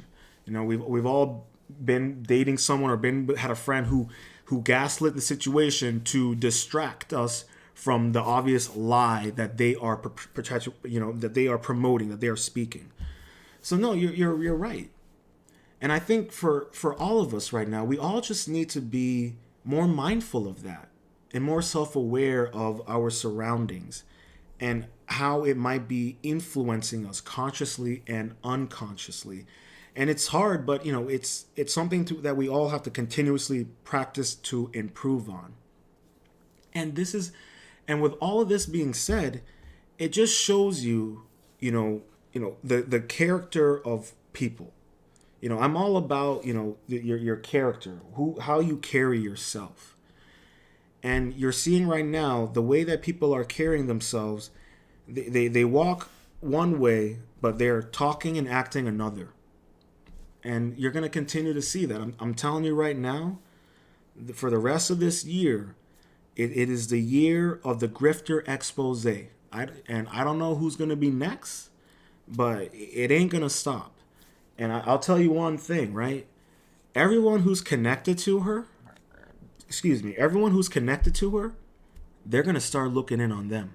They're going to start questioning them. They're going to start looking in on their past. And don't be surprised if a lot of other people's dirty laundry comes out, which didn't need to come out had you just acknowledged the situation from the get-go. I hope you enjoyed this episode of Lounge Ronin, All Things, Everythings. I want to say thank you to everyone who has been in the live stream, who has been in the comment section. I want to give a real special shout out to Bryden. I really appreciate it. To Carla, to Puzzfatch, everyone who's dropped in, I really appreciate it. And for subscribing, it really means the world to me. And I'm going to continue to provide you with the best quality that I can in terms of, bringing my thoughts and my speculations to you guys. Because, I cover a lot with Lounge Ronin. As you can see, it's all things, everything. But I really appreciate you guys taking the time to be with me and join me on this journey. It really makes me feel good inside. I'm excited. After this, I'm like motivated to like do my homework and to go work out. It really has brightened my smile. I'm sure you guys can hear it in my voice. I have a big smile on my face because it's exciting to me. I've been trying to grow this channel for a while, and for me, these little victories, like I said, the little victories pave way for the long-term victories. And I really appreciate everyone taking the time to be here. It really means the world. So I hope everyone has a great night. I will catch you guys later on this week. We'll see what more revelations will be unearthed by the end of this week. I'm sure there's going to be more. I want everyone to stay positive, and it's a new year, it's a new you, and start it off with a fresh mindset and a fresh perspective. Stay positive, stay focused, stay true, and much love.